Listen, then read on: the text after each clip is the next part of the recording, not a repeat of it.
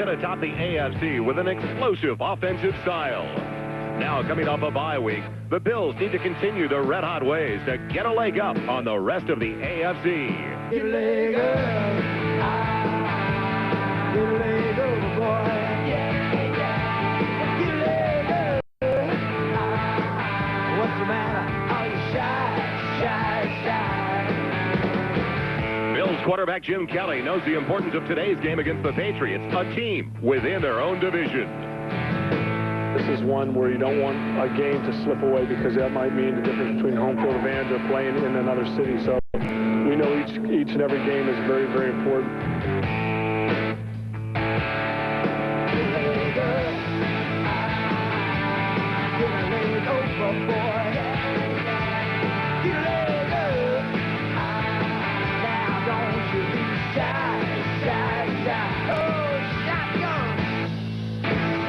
The Bills and Patriots as we kick off week number 10.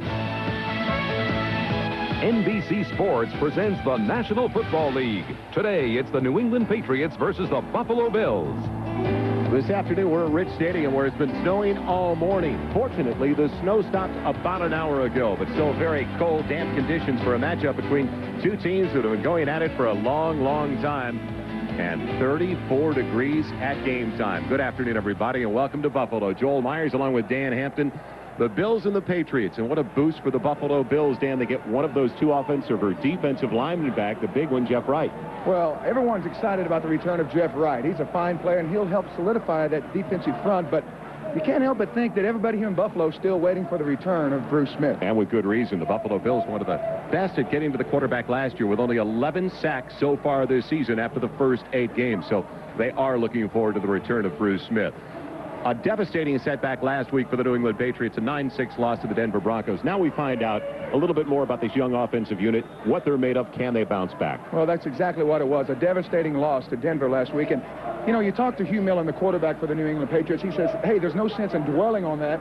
All we can do is look forward to preparing for the Bills. And I think they've done a great job about getting the teams over that last week and getting them ready for this week's game against the Bills. Who would have believed a couple of years ago that Irving Fryer this season would be one of the oldest players for the New England Patriots on their offensive unit? Not only one of their oldest, but truly one of their team leaders now. Well, I think he is, Joel. If you watch the New England Patriots, you know that Irving Fryer is a guy that is more than just a player. He's a guy that expects to go out and catch 6 or 7 passes each and every game in order to give them a chance to win.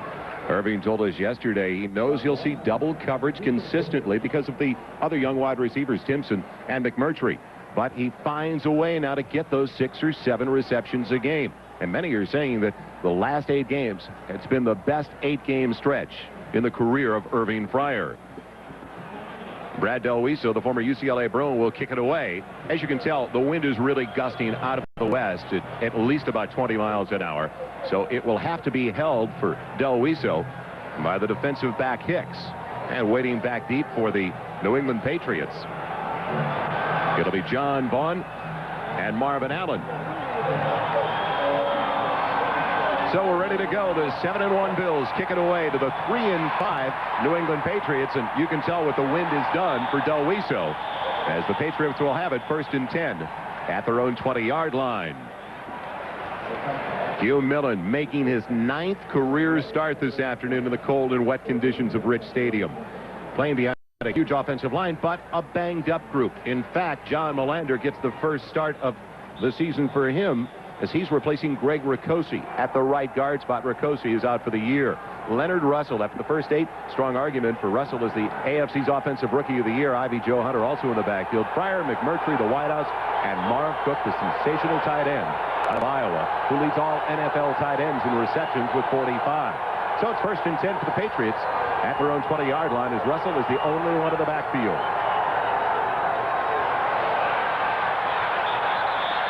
And nothing doing with flags on the play. Carlton Bailey there in a hurry, but we do have flags. Delay a game on the offense prior to the snap. 5 yards, still 1st down.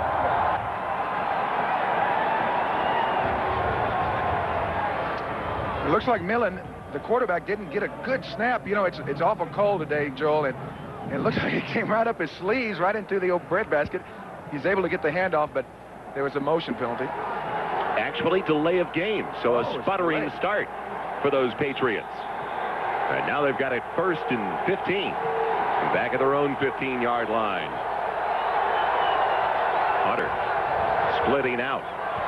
The counter to Russell. He's slowed down on the corner. Talley making the hit, but Odom slowed him down as he spun out of bounds. And no gain on the carry. The front seven for the Buffalo Bills, they have had problems stopping the run all year long. Lodish does get the start at nose tackle. Jeff Wright, number 91, will be spotted today. The strength, their linebacking group. Talley, Bailey, Conlon, and Cornelius Bennett. Big number 97. In the secondary, Odoms, Jackson, Leonard Smith, the big hitter, and Mark Kelso. So it brings up a 2nd and 15 now for the Patriots back at their own 15-yard line. But I think they're going to try to work on Phil Hansen, the big right end for Buffalo, a rookie. Millen again with problems. Gets rid of it. It's a punt. And it drops on the interception try as Bennett was hurt on the play. Kirby Jackson almost came up with that wounded one off the hand of Hugh Millen. Joe, that's just ugly. I don't know what exactly the quarterback Hugh Millen's problem is, but he's not able to get that ball up and do anything with it. Here you'll see, after bobbling it, oh my goodness, it looks like Bennett has just almost wrecked his knee there. It's unbelievable. Watch this replay here, folks. You cannot believe the flexibility of Bennett. If he doesn't get hurt on this, you'll see him go up the pipe. On that replay, we didn't get it. Maybe we'll show you a little bit later, but it's amazing he's walking now. Remember, on 3rd and 15, he's throwing into a stiff 20-mile-an-hour wind. Sliding and out of bounds, trying to make the reception, Irving Pryor. So on the first possession of the day, it's 3 snaps and out for Hugh Millen and the Patriots offense, and now they've got to punt it away. McCarthy's got to punt it away into that stiff breeze. Well, I don't see much sense in that, Joe. I mean, you know that Buffalo is soft against the run. They can run the ball pretty effectively. They come out and they try a couple of passes after the miscue on 1st down. They've got to go ahead and try to establish that early. I was a little surprised they were throwing on 2nd down because that 2nd down pass was almost picked off by Jackson. So now Al Edwards waits back at the midfield stripe if it'll even get that far. McCarthy takes the low snap. And it does take a bounce for the Patriots. Edwards bobbles but maintains control at the New England 43-yard line. Richard Tarditz, the former rugby league player from France, played at the University of Georgia, making the hit. And now the offense for the Bills on the field for the first time today with great field position. The top-rated quarterback in the NFL, Jim Kelly, behind a huge offensive line. A very experienced group anchored in the middle by the superstitious Kent Hull. We'll get to that story in just a little bit. Halloween story. Big Howard Ballard, 340-pounder over on the right side. Thomas, leading rusher in the AFC, and Gardner in the backfield. Lofton, Reed, the wideouts, and McKellar is the tight end. 1st and 10 at the 43. Over the middle, it's the tight end, Keith McKellar, inside the 35, close to the marker. Close to the 1st down, put down by David Howard, who is subbing the injured Chris Singleton. Well, Buffalo has the win, so you know they're going to throw some quick passes and try to get it established in the air early. New England's been outstanding at stopping the run this year, but near last in the NFL at defending against the pass. 2nd and short. Thurman Thomas has the 1st down and then some. Inside the 30, close to the 26 of New England. Up front, they've been great. 6th best, this defensive front 7 at stopping the run in the NFL. Their linebackers, the strength. And in the secondary, Hurst, Lepet, Colin, and Fred Marion. And Maurice Hurst playing outstanding football now.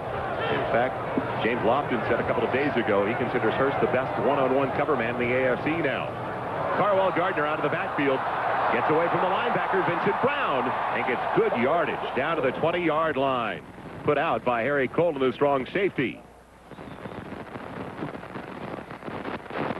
Well, when you see a guy this size, you don't think Carwell Gardner can make a move like this. But watch him make a little stutter step and just basically run away from the outside linebacker. That's a nice play by a big fullback, a guy about 235 pounds. So the no huddle, very efficient early. Thurman Thomas has the first down all the way to the 10-yard line. On second and a couple, a big quick hitter as Fred Marion had to make the stop in the secondary, a 9-yard carry. Well, that's not a good sign early on if you're a New England fan for your free safety to be making plays up close to the line of scrimmage, because you know the line and the linebackers aren't getting it done. Here you'll see him busting through the hole there, and Thurman Thomas is maybe the most slashing of all the backs in the AFC now. Thomas just barely pulled down by Vincent Brown, the linebacker, on first and goal just inside the 10. So now, after taking the ball from the New England 43 very quickly, a couple of minutes later, it's outside of the 7, second and goal. Well, it looked like New England's been stunned since that opening bobble by Hugh Millen. They haven't been able to do anything right here. They're letting Buffalo just pound away at it. Kelly has time, has a receiver, and it's poked away by Maurice Hurst. James Lofton, the intended target. Well, Joe, you're exactly right about Maurice Hurst. There's an awful lot of good things being said about this young man, and I think that's indicative of right there, that type of play. You're covering one of the best receivers you'll have to face in any given week, a guy like Lofton, and then all of a sudden you're able to take him on a real quick poster. That's an awfully tough play for a corner to make, and he made it easy. Third and goal outside of the 7. Counter to Thomas, plenty of blocking in front, and he's barely pulled down by Vincent Brown. Brown's got him inside the 2, close to the 1-yard line. Decision for Marv Levy early. And no decision as far as he's concerned. You can hear the booth in the background. As Scott Norwood, the place-kicking unit, comes onto the field. Well, he knows that he's got the momentum right now, and if he goes out and tries something on 4th down, it doesn't make it into the end zone, then obviously New England gains the momentum. He knows he's got him down now. He's going to keep his foot on the throat. With the wind at his back, basically just like an extra point now, as Norwood 7 of 12 so far this year. As the Bills try to take the lead. And Norwood right on target. Chip shot. So it's a 19-yard field goal for Scott Norwood as Buffalo takes the lead over New England. Goals on the field goal by Scott Norwood. I love what Marv told us yesterday when we asked him about the addition of the Bills this year as opposed to last year. He said this team prepares really well. Thomas, Lofton, veterans like that set the example. Makes it easy for everybody else. As Marvin Allen brings back the kickoff. Good moves across the 25, out across the 30, and Marvin Allen with a nifty run back. Well, that's something they need to have early on here on this drive, something to give them a spark, because that last series, it set the tone for the defense, and all that did was result in 3 points against them. From their own 33. Hugh Millen has hit better than 63% of his passes, but they've really had problems all year long inside the red zone. Better than 20 times inside the red zone. The New England Patriots only have 5 touchdowns, 2 poor percentage. And coming up with 6 once they get inside the 20. And now it's 1st and 10. The 33 after the 31-yard return by Marvin Allen. Leonard Russell to the 35 for only a couple of yards. Seems like everything's in slow motion right now for the New England Patriots. Bennett made the stop. And while we've got the time, let's check the Budweiser 10-minute ticker. It'll be 2nd and 7. An early field goal. Kazmarski. Kevin Butler. Report to Southside 21 security. yards at Chicago with the lead over Detroit. Southside security. And defensive struggles all over the NFL in week number 10 early. Jeff Wright into the game now for the Buffalo Bills on the nose. So Wright with his first snap. Week number 10. And the delay. Leonard Russell. Belted by Shane Conlon, the inside linebacker. A loss of 1. Well, Jeff Wright is a guy that, you know, you don't realize how important these big meat men in the trenches are until they make plays. And here you'll see him coming around on a stunt, not really being a part of the play, but when you've got Wright back, you know, you can do some different things. He's a smart player, a guy that can run stunts, knows how to more or less create seams for those linebackers to fill. He's a real heady player, and he's a big addition back to this Buffalo defense. New England's hit only 34% of their third down so far this season. They're 0 for 1 today. They're looking at third and just about 8. 3 wide receivers setting up for Hugh Millen out of the shotgun. Flags down on the play, and the ball off the fingertips of Marv Cook. He was looking for the tight end. Let's find out about the penalty. Somebody leave a little bit early. No, a defensive hold, automatic first down. Break for the Patriots. possibly a linebacker hanging on Marv Cook while he's trying to get open on about defensive holding, number 46, automatic first down. Strong safety. Leonard Smith. Leonard doesn't look too upset about that, but he knows it's early and they've got the lead. So, well, we'll take a look at this. We'll see Leonard Smith on the right of your screen. He's walked up on the tight end. Now you'll see Cook give a little move, and there he's just got a grip on him. I don't know what he thinks officials are watching, but they're not reading the Sunday funnies. That's pretty easy to spot from here, Joel. Automatic first down to the 5-yard mark-off. 1st and 10 for the Patriots. Their own 40-yard line. Pryor and McMurtry, the 2 wide receivers. Leonard Russell gets the call. He's coming off a career best. It's nothing on this. Maybe a yard falling forward to 41. He had 89 yards. Career high against Denver last Sunday, as they had a season best, the New England Patriots, of 141 yards on the ground. So they wanted to establish it early, especially moving into a 20-mile-an-hour wind and gusting upwards of 25 to 30 miles an hour. Well, Joe, you can talk about establishing a ground game, but you can run plays, but unless you make good yardage and move the chains by running the ball, you're not establishing just calling the play and running it. There, the linebacker, Bailey, just really forced that play into the backfield. Nothing ever happened. 2nd and 9. Ivy Joe Hunter out of the backfield against the linebacker, and it's complete. Matching up with Carlton Bailey. Close to the first down. He's short by just about 2. Hunter in his 3rd year from Kentucky. We'll see him here just more or less as a kind of a hot guy. Millen just trying to give him a little pass on a flare, pick up what he can. Bailey, who made the play on the right hash mark the last play, now he's over here making a tackle on the out-of-bounds line all the way across the field on the next play. Very active linebackers here in Buffalo. So 3rd and short, 3rd and a little less than 2. Double tight end set as Ben Coates joins Marv Cook. Leonard Russell has the first down. And he fumbles, and it's picked up by Bennett. He lost it before he went down, and Buffalo's got it back.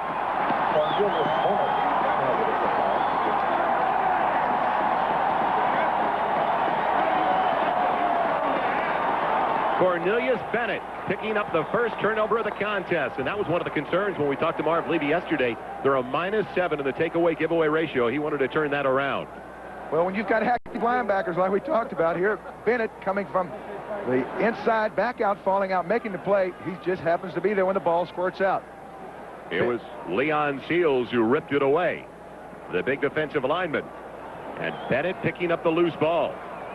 So with a 3-0 lead, Buffalo has it back in the midfield stripe. They started that first drive in New England territory at the 43. Delay to Carwell Gardner.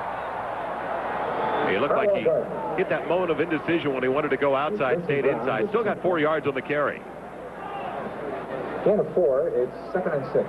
And Jim Kelly told us yesterday that it's going to be interesting to see how New England matches up defensively, because they're a down and distance situational substitution team, and they don't have that kind of time against Kelly, and there's no huddle. Well, normally they have their starting unit, then on 2nd down they'll bring in another group like a nickel, and then on 3rd they'll bring in 2 DBs.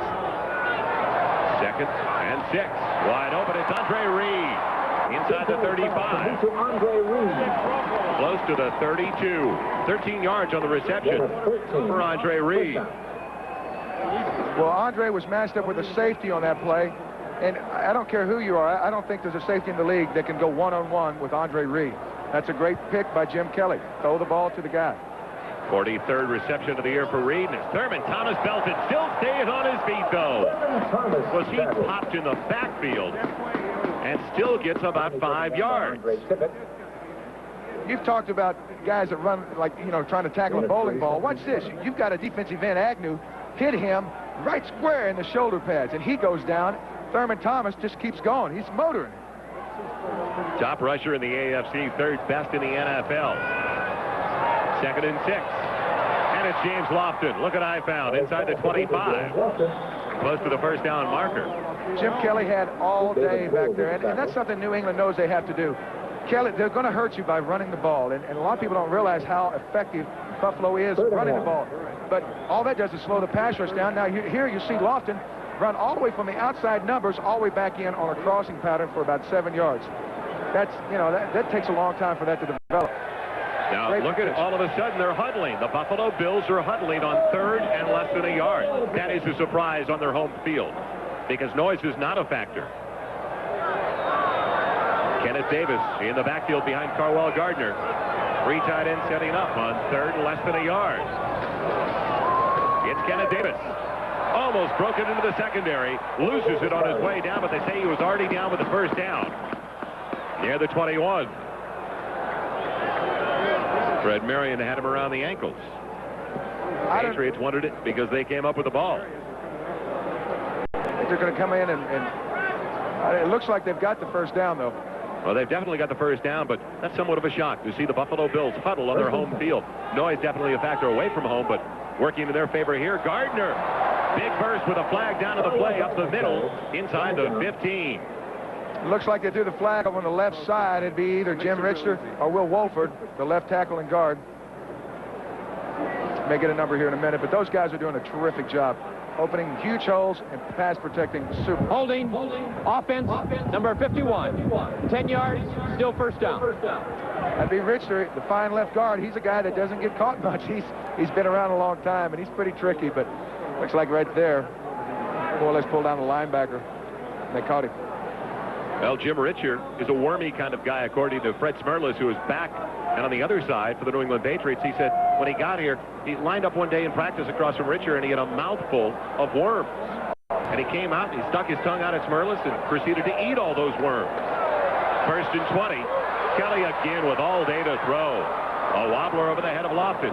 It'll bring up 2nd and 20. Intended for James Lofton out of bounds. Brett Williams applying the pressure on Kelly. Well, the thing about Kelly, he's so smart, Joel, and he sees the entire field. Here he's watching, he's looking right. He's got his best 2 receivers over there. Reed's got a double. Lofton can't get shook open on the sideline. Great coverage. Smart thing. Throw it out of bounds. Live again. Next down. Boy, don't Patriot fans wish Hugh Miller would have done that last week? Throw it out of bounds. You kind of think he's watching and learning. Kelly for Lofton almost made a great leaping grab inside the 20. He was working on David Poole, who was a member of the Buffalo Bills last year. So if anybody knows the audibles, the system, it's number 27, David Poole. I think you're going to see that matchup an awful lot because Lofton, the guy that he's a terrific player, still has great speed, and he defies the laws of nature being able to play like that. He's going to want to get on those young guys and work on them. Kelly now 3 of 6. Still looking at a 3rd and 20 outside of the 30. Delana Thomas doesn't fool the Patriots. They stay at home. And now it's going to be a long field goal try. But remember, the wind is at the back of Scott Norwood at a good 20 miles an hour. Well, it looks like the offense is still staggering from last week's loss, and it affects them a lot more than the defense because the defense has really done a great job on 2 series when they could have laid down and gave up a couple of easy touchdowns. I'm proud of the defense so far. Norwood hit a 19-yarder, and there's the wind I'm talking about coming out of the west, right behind Scott Norwood. It'll be a 47-yard attempt out of the hold of the backup quarterback, Frank Reich. Norwood beat 2 for 2 on the afternoon. It's drifting right, and he's now 1 for 2 in the early going. So Scott Norwood misses his 6th field goal attempt of the season. And the New England Patriots get a break as still they are only down by 3. I believe the sun is shining when just about 2.5 hours ago, you couldn't see your hand in Buffalo. Snow showers, as they called them, the lake effect. And it looked like we were going to have about 2 feet of snow. About 3-4 inches fell, and now decent weather. Windy conditions, though. Leonard Russell across the 35 on 1st and 10. Getting 7 out to the 37. The gain of 7 is the look at the Budweiser 10-minute ticker. Still, that Butler field goal, the difference between Chicago and Detroit. Breach with a field goal early for Cincinnati. Pat Leahy with the same for the New York Jets. How much scoring? I'll tell you what, Joe, when you get this first snap, the weather turns cold. The offensive guys take a little bit longer to adjust. Sounds like a former defensive lineman to me. I imagine. Leonard Russell pulling his way, and he's got the first down to the 45. He wouldn't give up on that play. Well, I think New England's gone back to their bread and butter now. They lined up in an eye that first down and pounded away. Now they're running a trap play, working down inside. Here you'll see that counter gap Washington made so famous. Here, same thing, just pounding away inside. Now, if Jeff Wright is back 100%, he's going to help against that play, but he didn't help much then. So it's 1st and 10 for the Patriots. They're only down by 3. Their own 45-yard line. 3 minutes and 10 seconds left in the first quarter.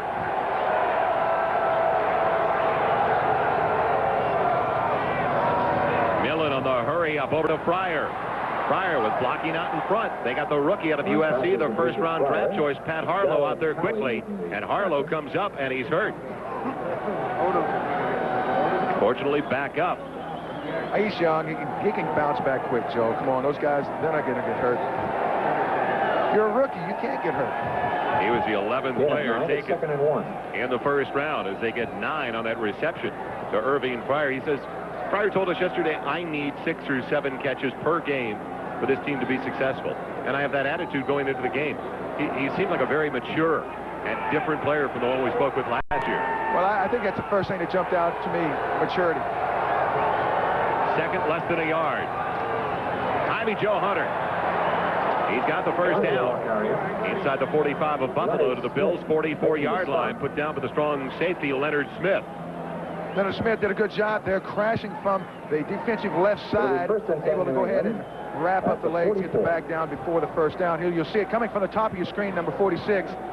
There he is, going ahead and pulling him down. Strong safeties, they like to make those kind of plays. You know, strong safety, they want to get in there and rough around a little bit, rough house, and he likes making those kind of plays. 1st and 10 delay, Ivy Joe Hunter. He weaves his way for 3, down to the 41. Leonard Smith, a little bit into it with Leonard Russell. 2nd and 7. A rookie from Arizona State. Well, in that play, they had Leonard Russell leading on the strong safety, Smith. Usually the guy that gets the worst end of the stick gets up shoving. Don't let you draw your own conclusions. 2nd and 7 at the 41. McMurtry, Fryer, the wide receivers. Breaking out of the backfield, Leonard Russell into the secondary. And a first down for the Patriots inside the 25 to the 22. This is what they did last week, Joel. They just said, hey, forget all that fancy stuff. We're just going to pound away. Talley did a good job forcing the play in the backfield, but Russell makes a great play. There you see Talley, 56, coming from the outside. But Russell just stays with the blocking plan where the play's designed to go right inside that kickout block. Makes big, big yardage. Here you'll see Millen getting out. There, Ivy Joe does a great job getting the force linebacker nullified. Then it's one-on-one with the safety. 8 carries for 41 yards so far for Leonard Russell, the rookie from Arizona State. 1st and 10. It's Russell again. He takes a shot crossing the 20. Shane Conlon does that to a number of running backs around the league. And Russell hits the deck at the 18. Game 3. Conlon made a play a couple of minutes ago where he run down Irving Fryer, one of the fastest guys in the league, from behind. And there he makes the play at point of attack. Now, you know, usually you see those interior linebackers, they're kind of 230, 240 guys, kind of big and burly, making plays right at him. But he showed me something a few plays ago. I knew he could make that last play where it's right at him, man on man. But when he ran down Irving from behind, that's impressive too. And the first quarter comes to a conclusion with a very impressive drive of the progress right now. Progress for the New England Patriots. 34 degrees. And looking at the first 15-minute statistics, 50 yards on the ground for the New England Patriots, 45 belonging to Leonard Russell. Well, I think that's the game plan. They want to run the ball, and they know that Buffalo's defense is 27th in the league against the rush. If you can't rush the ball against Buffalo, go home. 2nd and 7 from just inside the 19. Leonard Russell torpedo by Darryl Talley in the backfield. The outside linebacker got in a hurry. Now, that's a big-time play from a big-time player. Talley is the guy that I think has really held this defense together since the departure of Bruce Smith due to injury. Here you'll see him pinch down against that counter gap that's been working so well. That's how you stop it. You force it in the backfield. You never let them get started, and you make those running backs make decisions back there. 56 right there, coming from the left of your screen. Big-time play. Stevens coming to the backfield on 3rd and 8. Just outside the 20. Millen working out of the shotgun. Pressure, and Millen goes down. It's Leonard Smith. Leonard Smith.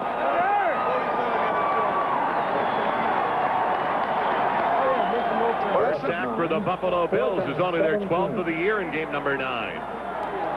Well, they got it with a safety getting the sack. Here you'll see Leonard just sneaking underneath on a twist from the outside. No one blocks him. No one was there to pick him up. Everyone was out in patterns, and that's something Millen needs to realize. Down close to the goal line, there's less field to defend. A lot of times they'll bring those extra guys up and either blitz them and make a decision a lot quicker than you want to. With the wind at his back, Jason Skorowski is going to try it up. Special teams have had a problem for New England over the last couple of weeks. They've had a couple blocks. It's a 46-yarder, and it goes wide left.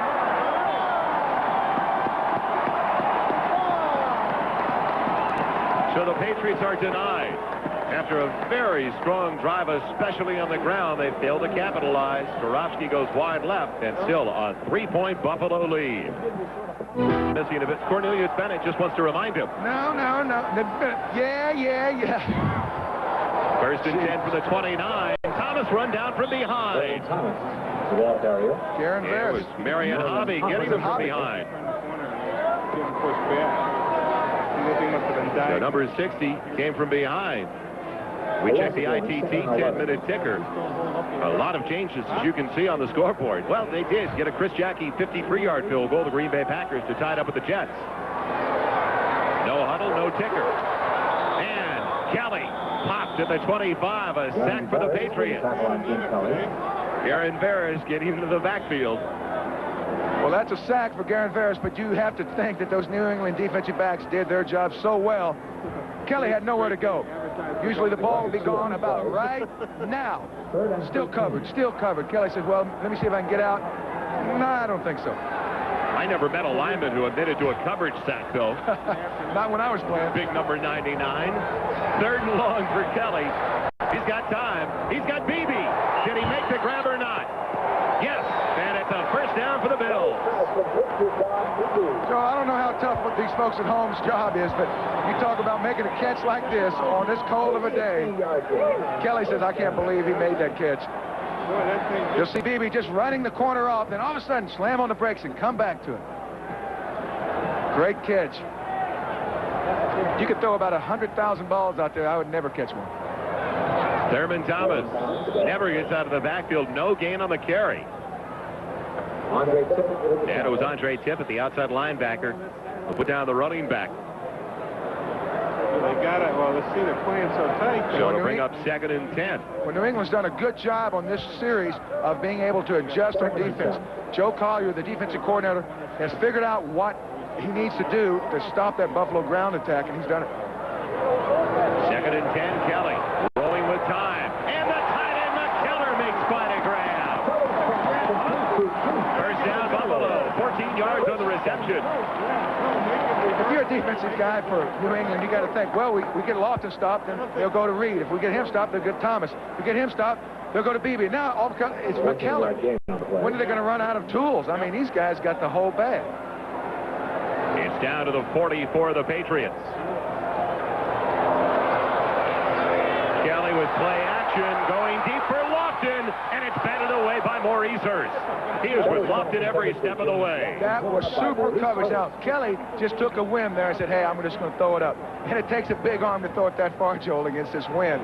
But Maurice Hurst, Kelly almost slipping out of the blocks there. You get on that paint, that stuff ices up in so much more quickly than the rest of the field. But here you watch Hurst. He'll just tailgate him, just kind of cruising behind Lofton, and he did the smart thing. When he saw Lofton look, he looked, and he never looked back, and he went for the ball.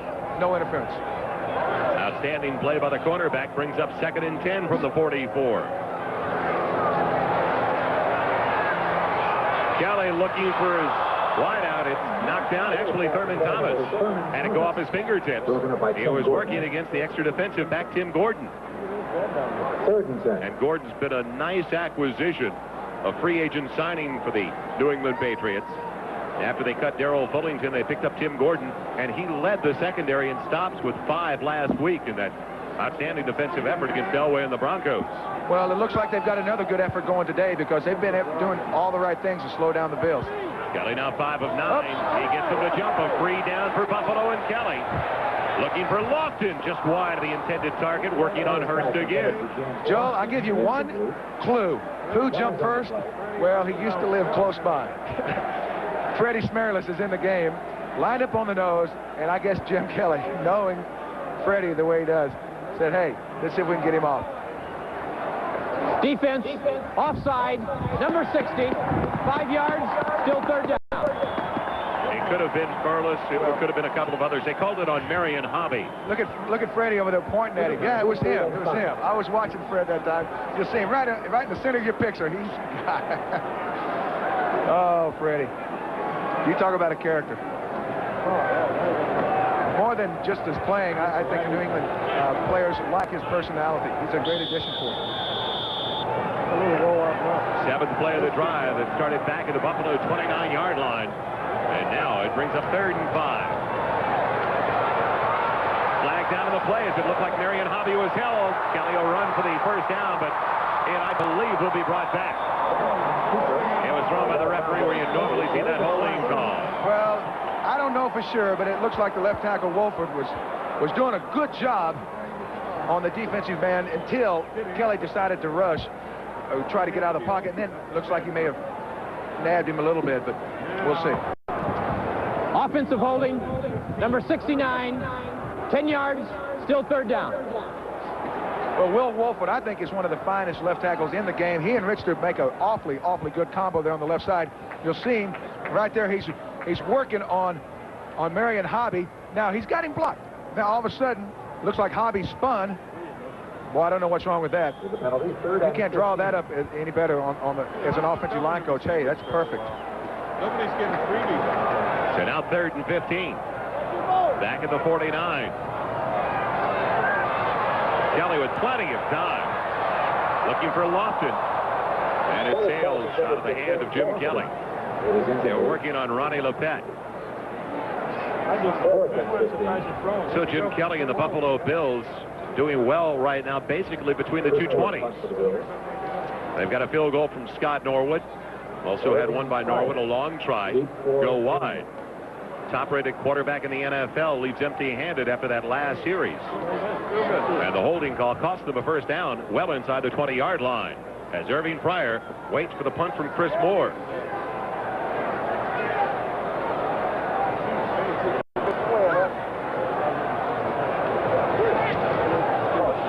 And into the wind, a very nice punt by Moore. It sails over the head of Pryor.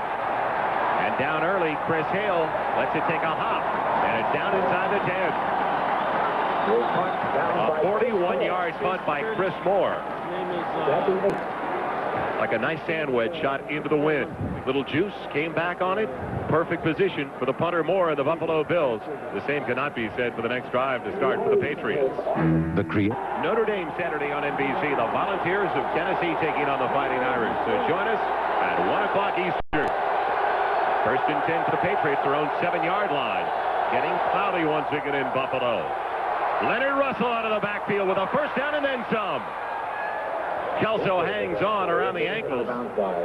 He was taking about 5-6 yards in the process. Russell out across the 25 to the 27, 19 yards on the carry.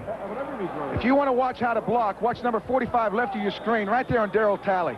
Now, Talley does a good job of stuffing him, but when you can get a fullback to lock up an all-pro type player like Talley and spring it back through there, you know what you're doing. And I'll tell you what, Leonard Russell is taking advantage of those blocks. This is the 4th possession of the first half for New England. Leonard Russell with good blocking out in front again across the 30 to the 31-yard line for a gain of close to 5, put down by Lodish and Cornelius Bennett. Opportunity for the ITT 10-minute ticker. We ought to try to sync these tickers up whenever the Patriots have the ball. No time when the Bills have the ball. 7-3 lead. The Lions get the lead for the first time over the Bears at Soldier Field. Washington on a low Miller field goal with an advantage over Houston. Tampa Bay on the board first. At Minnesota, where they're still thinking about baseball and 24 inches of snow. Snowplow.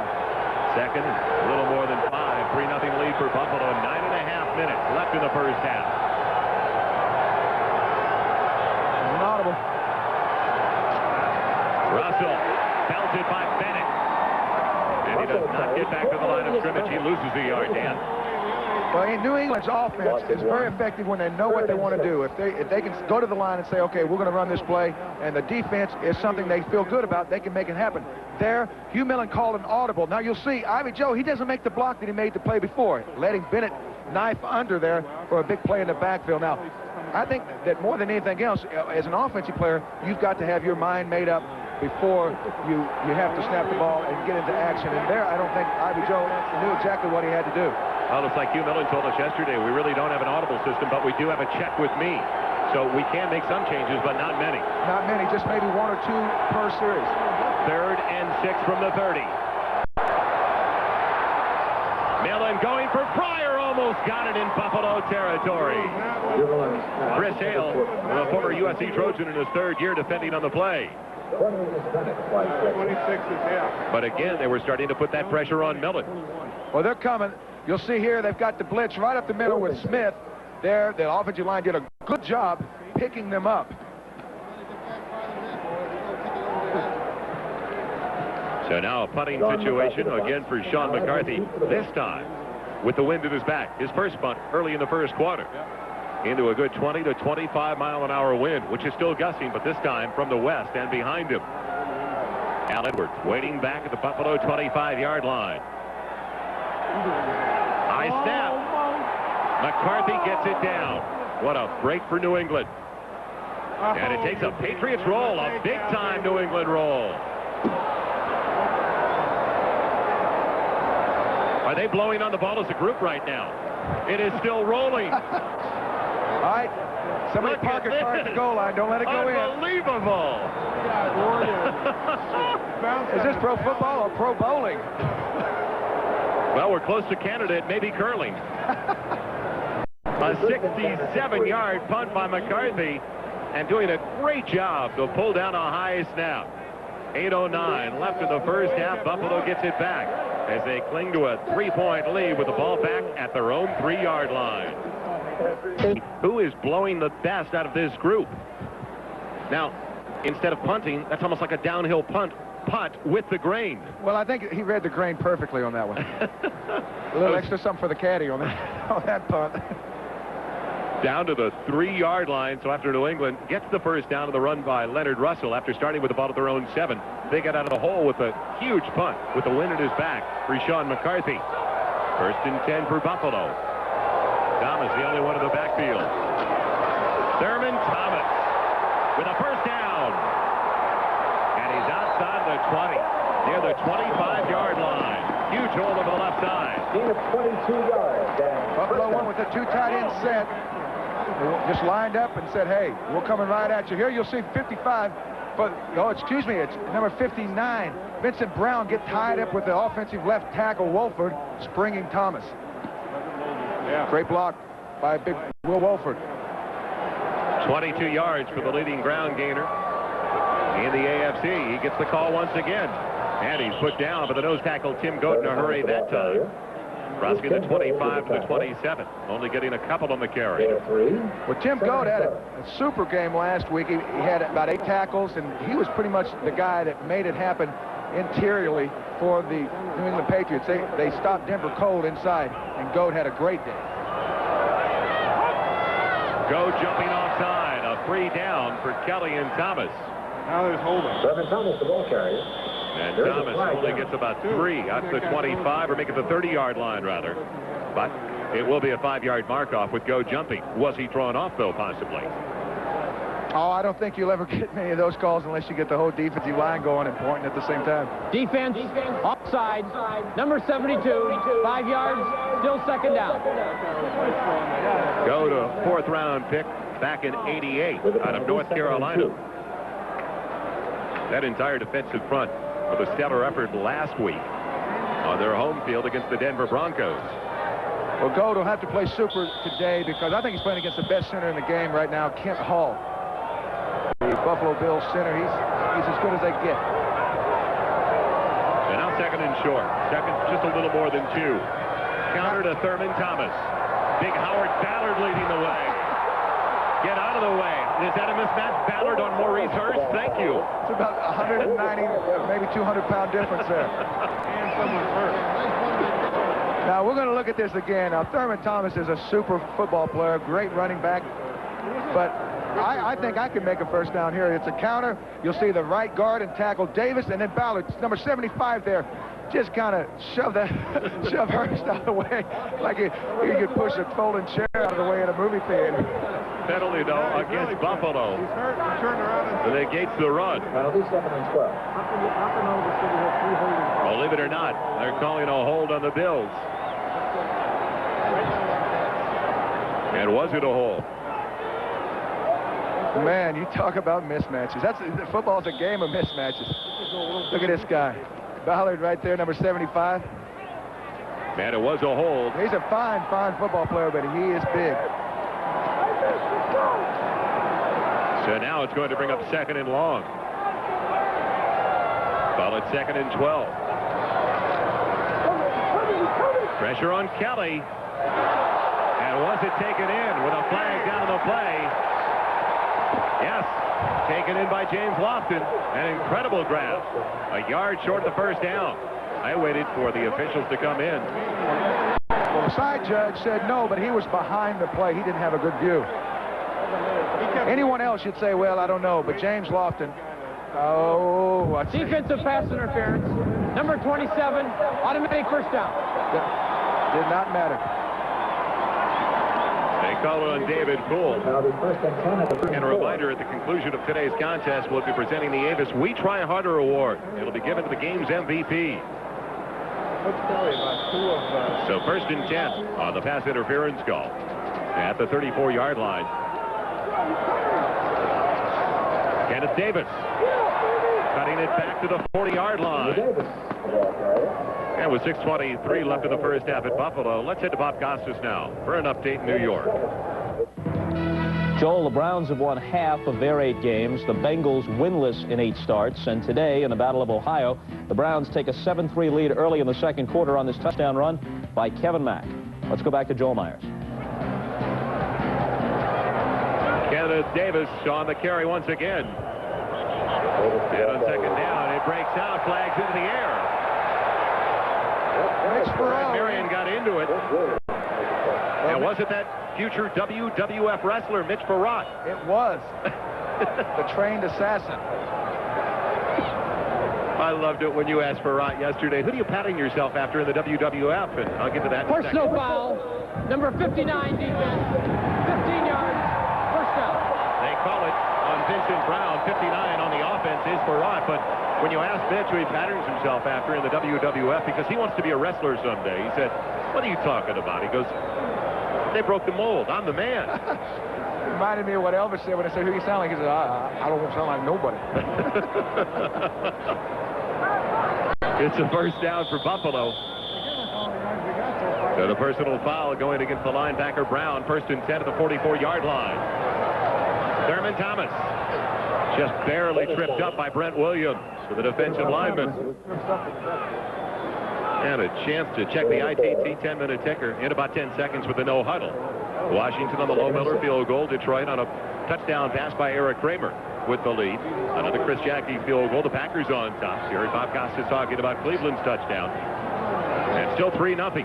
Buffalo on top of New England with 5:20 left in this one in the first half. And it's thrown out of the reach of McKellar, the tight end. Fred Marion defending. Well, David Howard came on a blitz that time untouched.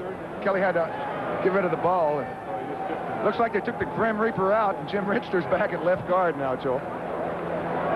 By the way, with that last run by Thurman Thomas, he has just passed 6,000 career combined yards, rushing and receiving. That is saying a lot for a player who's only in his 4th year. 3rd and 6 now. Big play for the Bills. Wind at their back, with Kelly most likely throwing the ball. On 3rd and 6 outside of the 40. And he's got a wide open Thurman Thomas, who can't maintain his footing or else it's six. Instead, it's 1st and goal to the 8. Well, Howard, number 99, is playing for Singleton, the injured linebacker, so, you know, he played super last week, but here it looks like he blew a coverage. Now, we're not completely sure, but he's the guy chasing him, and usually that means, hey, that's my guy. Well, that's the great thing about Kelly. You know, he's big and strong, he's tall, and he can see the entire field. He knows if he'd have thrown a better ball, it would have been 6. Play action. Kelly on the naked bootleg, barely tripped up by Vincent Brown.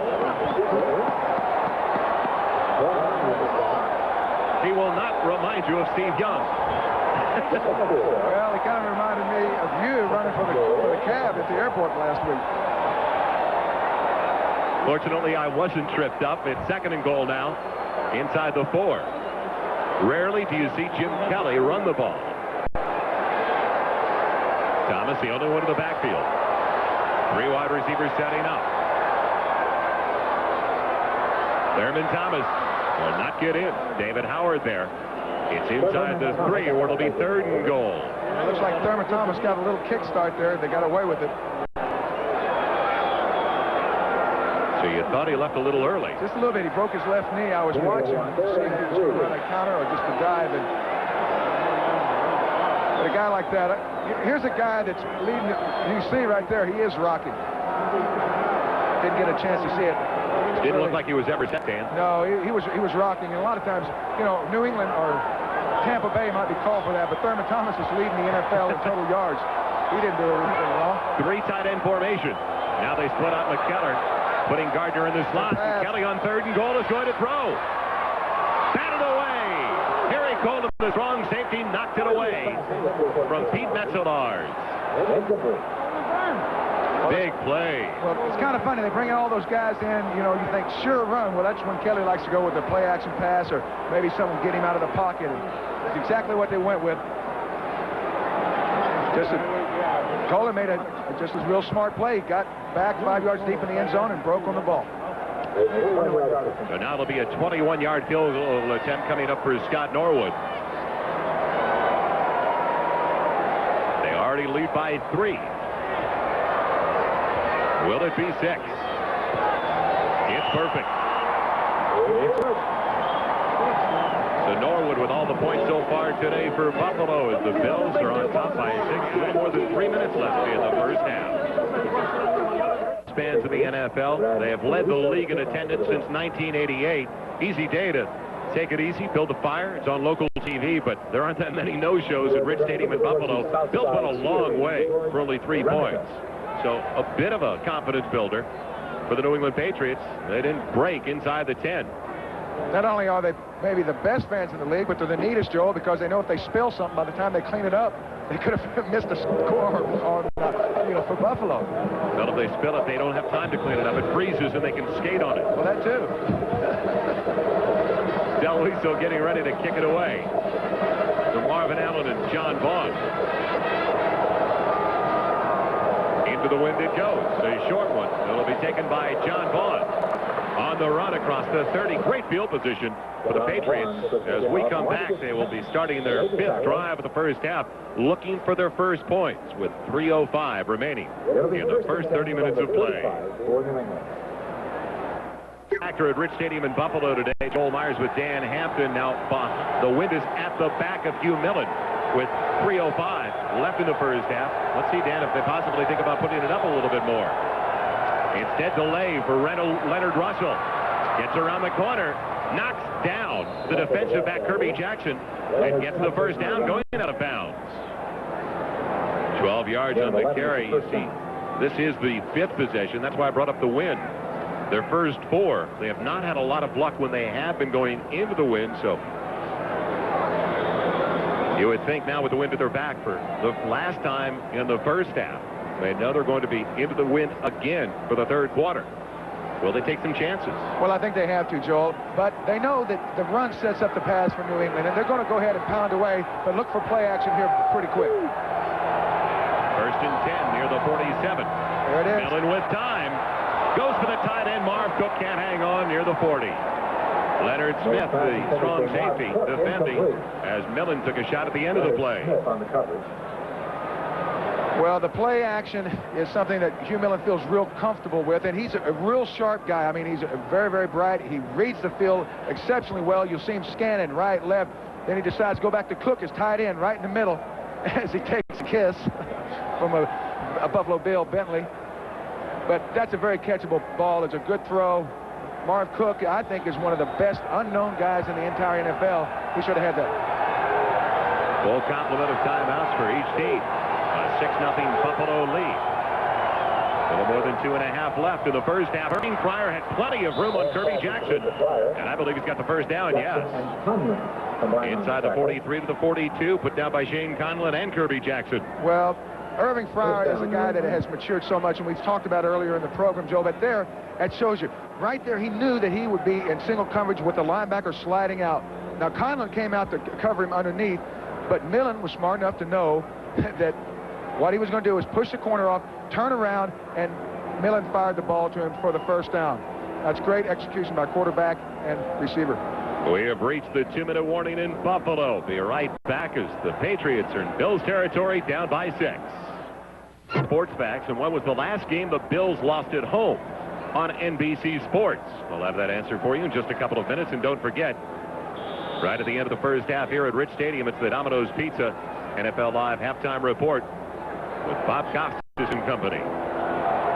But right now, big chance for the Patriots. They've got it, 1st and 10. Near the 42 of Buffalo. They've already got 84 yards on the ground in the first half. Millen will go to the air, though. The quick one for Fryer, who drops the ball. And did he ever have a cushion on Kirby Jackson, who would slip down? And while we have a chance, it's the ITT 10-minute ticker. Field goal for the Oilers, tying things up at RFK. Detroit maintains that lead at Soldier Field. San Francisco on the board first. At Atlanta, the 4-4 49ers looking better. Another touchdown, another Kevin Mack run for the Cleveland Browns. Green Bay still on top of the Jets by 3. 2nd and 10 from the 42.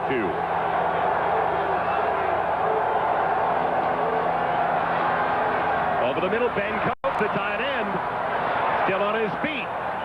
And he's got it down to the 35, short of the first down by a couple. And Hugh Millen was telling us yesterday that Ben Coates was a steal in the 5th round, the rookie, Livingstone College. Well, Tom Bass, our player personnel, man, one of the guys that work with the players, he says, I can't believe this guy was there when we picked him. They love him. They think he's got a chance to be a superstar. It's a New England timeout, their first time out of the first half. We'll be right back to Rich Stadium. Anything to break the wind in Buffalo, as it's gusting at about 25 miles an hour. I thought Halloween was over. Patriots, critical 3rd down coming up. They are 0 for 4 in 3rd down so far. They're looking to 3rd and just about 3. Long count by Millen. Has Ben Coates, the tight end, for the first down. He's got it to the 27. He took a lick from behind and held on. A lot of times you see teams go to their tight ends in these situations because normally they're going to block. And those linebackers, they'll kind of sell out, and they're easy to get open. You'll see him right there. The linebacker just lets him uncover right in the middle. It's an easy throw, easy catch. 1st and 10, the 27. Protection good for Millen. Again for that tight end, Ben Coates. You told us yesterday with this offense, it's really geared towards the tight end, and he's looking for Cook and Coates early today. The great thing about that is if Hugh Millen continues to find that tight end inside, it'll keep those linebackers back. It'll keep those safeties inside, and sooner or later he can start going outside to Fryer, McMurtry, those guys with speed, because they're going to have to suck into the middle of the defense because it's soft. That's just making the smart decision very, very quickly, and that's something Hugh Millen, I think, is one of his big strengths. There you'll see him in the pocket. He looks right. Fryer's covered by 2 guys. So there he goes back to Coates, who's basically sandwiched on deep dropping linebackers. Smart move. 3rd catch for Ben Coates. He's got 24 yards in receptions. And the moment you've been waiting for. Our Xerox Sports Facts. When was the last game the Bills lost at home on NBC Sports? Drum roll, please.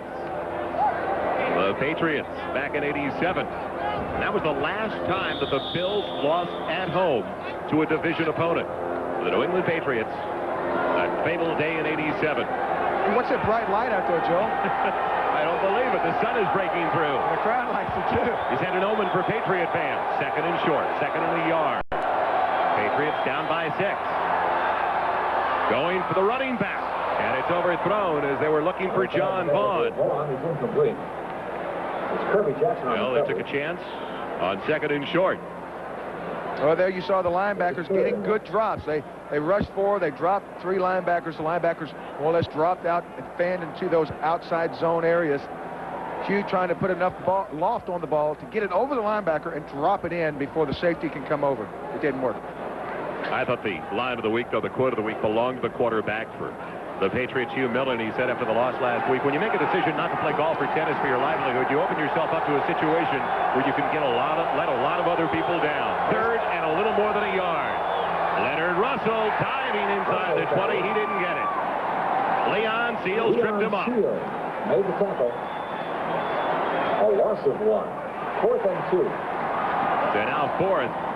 And let's see where they spotted at the 19. They need to go inside the 18, close to the 17. A decision for Dick McPherson. Dick Corey, the offensive coordinator in the New England staff. What do you do, Dan? Well, I think what he does right now is very important, not only for the outcome today, but the players on the team.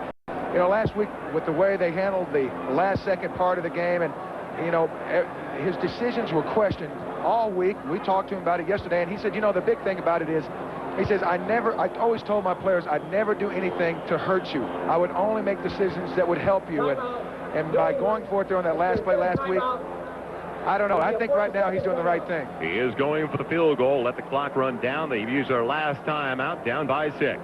McPherson wanted to get points on the board for his team before halftime.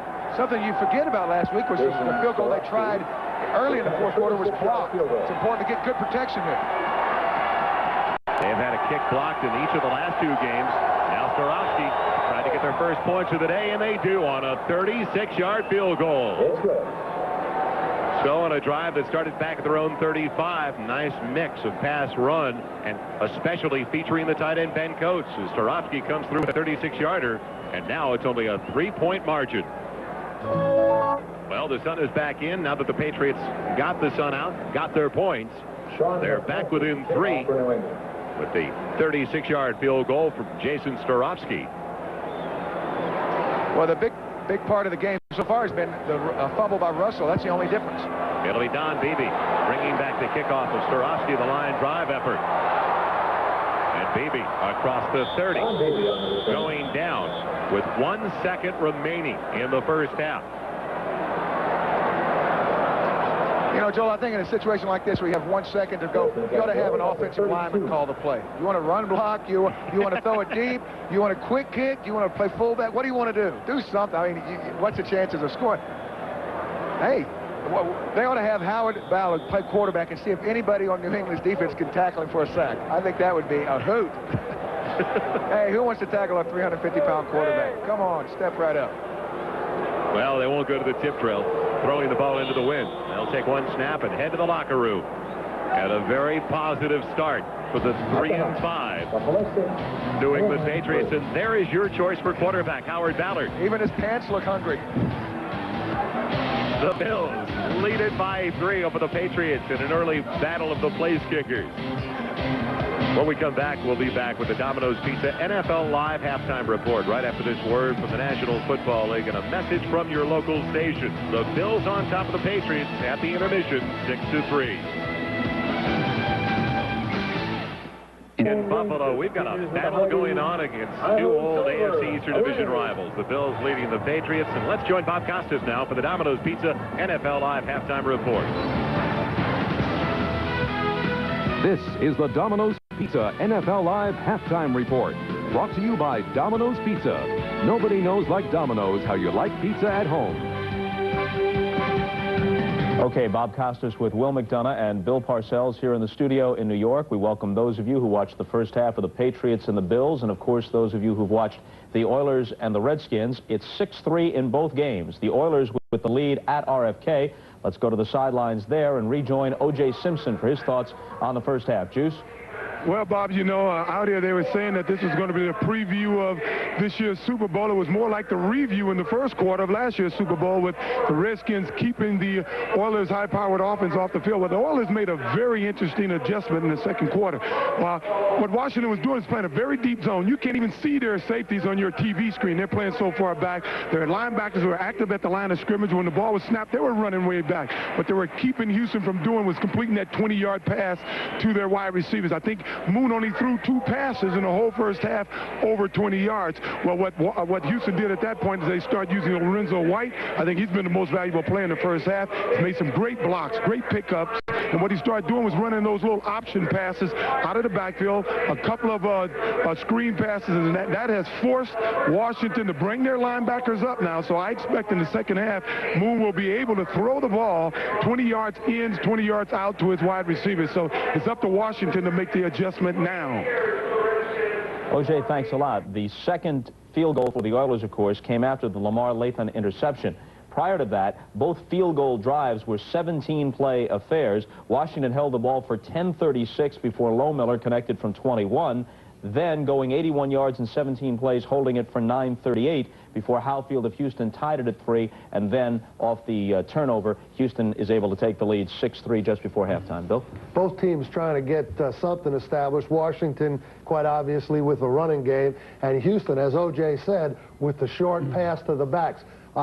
I agree that Houston did make that adjustment with O.J. that O.J. was talking about, but I don't think Washington is going to change too much. Don't forget, Oilers' high-powered offense. Now, they only have 6 points. Washington's playing pretty just about the way they want to defensively. Willie? All year long, people have said, how good is Houston? Well, they always said, how good is the Houston defense? And I think you've seen it here today. They're playing a high-powered team, and they're playing very well. Yeah, we've heard about Richie Pettibone as the defensive coordinator for the Redskins. Jim Eddy has to be pleased with the work of his group for the Houston Oilers today. Well, they've done what they had to do in this game, is put a lot of people in the face of Mark Rippon.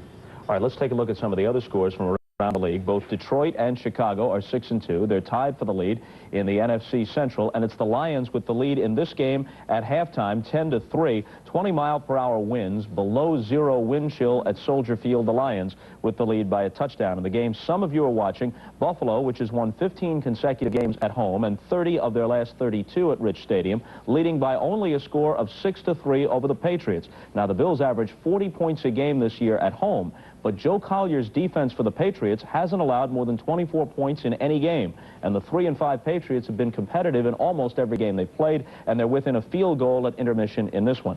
San Francisco has the lead at Atlanta late in the second quarter, 7-0. Steve Young threw a 97-yard touchdown pass to John Taylor. It's the longest touchdown play from scrimmage in the league this year. He threw it from the end zone. Taylor caught it around the 50 between 2 defenders, one of whom was the former 49er Tim McKyer. Then Deion Sanders, trailing the play, couldn't catch Taylor from behind. Chris Miller has bruised ribs. He's gone out at quarterback for the Falcons. Billy Joe Tolliver is in, and the Niners lead 7-0. In the Battle of Ohio, Cleveland has the lead at Cincinnati, 14-10. Late in the second, Harold Green, the young running back for the Bengals, 9 carries for 106 yards already. Green Bay and the Jets, a tie just snapped there on an O'Brien touchdown pass to Chris Burkett, so the Jets have the lead, 13-6. And Tampa Bay has a halftime lead at the Metrodome over the Vikings on a 49-yard field goal by Steve Christie. The score there is 3-0 in favor of the Bucs. We're back to talk with Bill Parcells about football superstitions as NFL Live halftime activities continue right after this message from your local stations.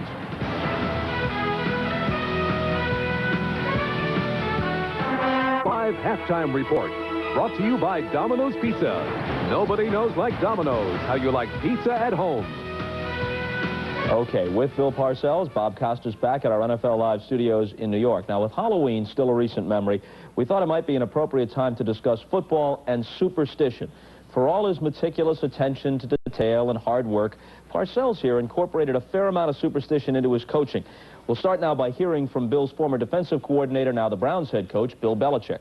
In Bill's office, he had a lot of elephants in his office on his desk, and their trunks were all turned a certain way, towards the door or towards the window. I don't know, whatever brought him good luck. And Bill did things routinely, and when those routines worked, then he would stay with them. So if we didn't practice on Saturday and then won the game, you could bank on the fact that next Saturday we wouldn't practice. Think most coaches and players are like that? They have some kind of superstition? Oh, I think so. A lot of the players never claimed to have any, but I always noticed that they used to call to my attention the fact that we were digressing from what had been the norm, especially if things were going well. So deep down, we had a few closet guys that had the same superstitions I had. You know, the only ones that used to bother me, and you'd hear about them in football, baseball, whatever the sport, is when a guy had a certain garment, and he did well, and then he wouldn't wash it, which is bad enough in baseball where you play every day, but in football where you play week to week, if a guy's going 6, 7 weeks, you know, with a pair of socks, I don't care. It's got to change. Well, we never had those, but we would wear the same stuff, but it was sent to the dry cleaner. Well, that's reassuring. For more on Bill's penchant for superstition, again, we go back to Bill Belichick. Who would be the first guy in the locker room, or where he would sit in the locker room, who he stood next to in the national anthem. I think that was a big thing, that when the wrong guy stood to him, he clubbed him over the head and told him to get out of the way because he wasn't supposed to be standing there, you know, stuff like that. He had a lot on his mind then during the game. Bill could keep track of a lot of things, a lot more than I could. Did you have an assistant in charge of superstitions? A guy with a clipboard keep track of them? No, it's just the coaches and the players got to know him. You know, you don't pick up pennies with the heads up. And that sideline thing, for a number of years, I had my captain always stand next to me on the side of Harry Carson. He couldn't win a coin toss, so I knew every time I sent him out from there we were going to lose the toss. You know, we had a little advantage. We could plan ahead. Step on a crack, you know, break a witch's back. Now, we dug into our archives and found this tape of Parcells talking about yet another of his superstitions. Cats. Black cats, or cats in general. You know, if they cross in front of you, you can erase them. Do you know how to do that? No. Well, you drive your car over where he was, and then you back up, and then you drive back over. Then he doesn't count after that. Well, just to make you feel at home here on the set, between cats and pachyderms, there you go. Well, you have to point this trunk toward the door. Trunk has to be up, and he has to be facing the door. And that brings you good luck. Well, with any luck at all, NFL Live halftime activities will continue. Please stay with us.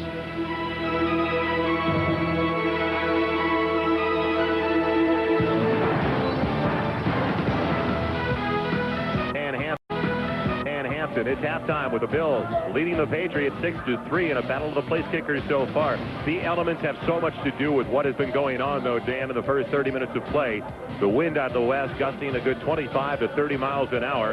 And the stats basically even, especially on the ground, where New England's done a good job. Most of those 83 for Leonard Russell. Well, Russell's running the ball very strongly, and I think he's getting an awful lot of help from his offensive line. What they're trying to do is, well, let's just take it right to that Buffalo front, but you also have to look at Buffalo. I mean, they're rushing the ball almost as well, and I think basically it all boils down to on a cold, blustery day like this, you're counting on your offensive line, and so far, the offensive lines have been able to knock people off the ball and yet protect the quarterbacks when they had to pass. Now the wind is going to be at the back of Jim Kelly for the third quarter of play, as Kelly was 6 of 14 for a total of 91 yards, way below his average for the first 30 minutes of play. The Buffalo Bills so far this year averaging a little more than 30 points per contest and 420 yards offensively. So give some credit to that New England defense that's done a good job of slowing things down. Well, New England's going to have the ball this quarter. Yes, and they're going to be, Kelly now is going to be throwing into the wind. Exactly. What they did, they said, hey, we'll take it in the fourth quarter. And if anything, I think they're going to be patient right now and let their defense try to make something happen. If it doesn't, they'll go back to the old-time tested traditional formula here the last couple of years.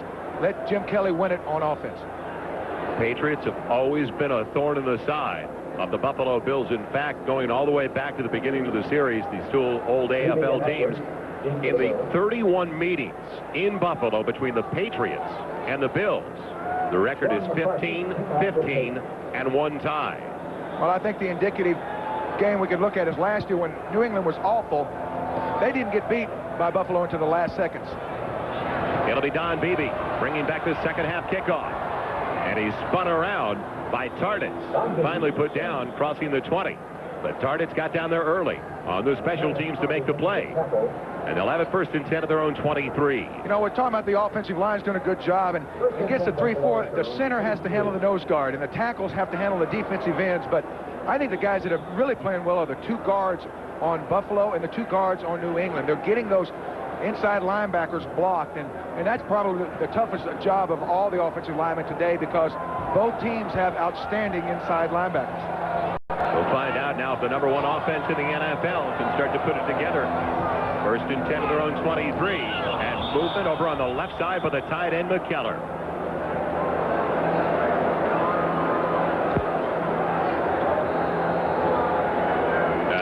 Beginning to say the least. Offense, prior to snap, number 84. 5 yards, still first down. Well, that looked like a pass release, so it looks like Kelly wants to come out and throw the ball against the wind. No, I mistakenly said pass. No, he's going to go ahead and fire out. They're going to try to run the ball like I thought. I'm just going to try to keep it on the ground, let their defense try to make something happen. Well, now they go to 3 wideouts. Into the wind. It's 1st and 15. It'll be delay for Thurman Thomas. Huge hole up the middle, across the 25. He's out to the 29-yard line. So, Dan, it looked like they spread that defense and then go up the gut. Well, that's exactly what they did. You know, a lot of times you can get those outside linebackers to walk off. There you see Tippett way outside. Those inside linebackers kind of have to worry about those deep drops. All of a sudden, you pop a good back like Thurman in there, he can make a lot of yards. 2nd and 4, Thurman Thomas put down. Vincent Brown spun him around. David Howard with the tackle. Out across the 30 at the 31. It'll bring up 3rd and short, 3rd and 2. The comparison between the two running backs, Thurman Thomas, best in the AFC on the ground, 71 yards so far. The thing about that comparison is Russell's a rookie. I mean, if he's not rookie of the year, I don't know who is. 3rd and 2 there, 3 of 7 and 3rd downs, and that familiar crossing pattern for Andre Reed. There he goes. Inside the 20, he's bumped out of bounds. Down at the 14-yard line.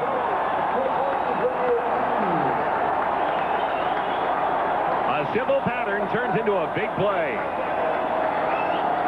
We talked before about how many weapons they have. We haven't heard from Andre in quite some time, but all of a sudden here he makes the biggest play of the game thus far. A simple crossing pattern. He's so big and strong. You can't just arm tackle him. You've got to square up. Those other defensive backs, as they, oh my God, here he comes, and they try to get position. He makes a couple of cuts. Boom, 60 yards. So they convert in a big way on 3rd and 2, and now they've got it 1st and 10 at the 14 of the Patriots. Thomas knocked down by Goad. He gets a yard to the 13-yard line. Well, that's one of those patterns you have to look for when you play the Buffalo Bills. They love to go to Reed across the middle. He and Lofton. You know, BB's the guy they like to push corners off with the speed, but Lofton and Andre Reed are so big and strong, they're not scared of going in there where a safety can get a good shot on them. They're big and strong enough where they can catch the ball and yet make something happen. 2nd and 9. Can they stop them inside the red zone? Kelly with all day has Don Beebe. Touchdown.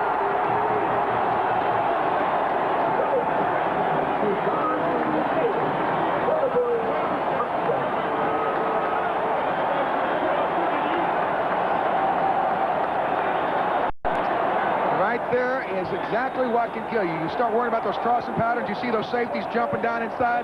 Then you leave your corners one-on-one with a guy like Beebe. It's not a real good situation, especially when you don't get rushed, Joel. I mean, Kelly could stand there all day, sell cars if he wanted to. Offensive line doing a terrific job. Kelly throwing the ball perfectly. And remember, the Bills did this working into the wind. Well, I said they'd stay on the ground. That's what I know. In for the extra point.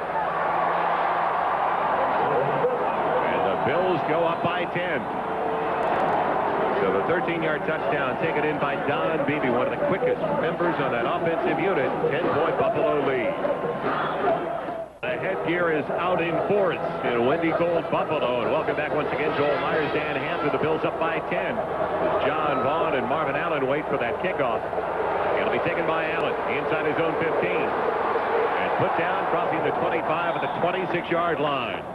Marcus Patton, the former UCLA Bruin, the first one down there for Buffalo on the special teams. Now Hugh Millen, a spotty first half. 6 of 12 for a total of 51 yards with the wind at his back.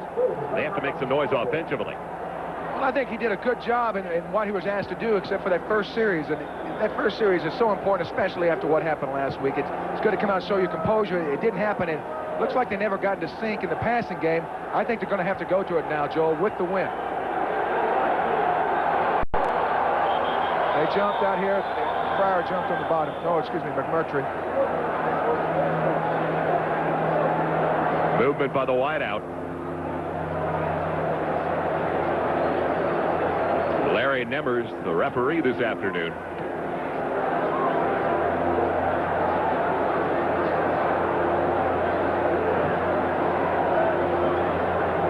Talking about the officials, I think they've done a fine job up to this point, Joel. And, you know, that's a great thing about officiating. You can either stay out of it and let the players decide the game, or you can get involved. And a lot of people think they maybe sometimes they do get too involved. I think this has been a well-refereed contest so far. Well, now you've mentioned them. You've really done a number on us.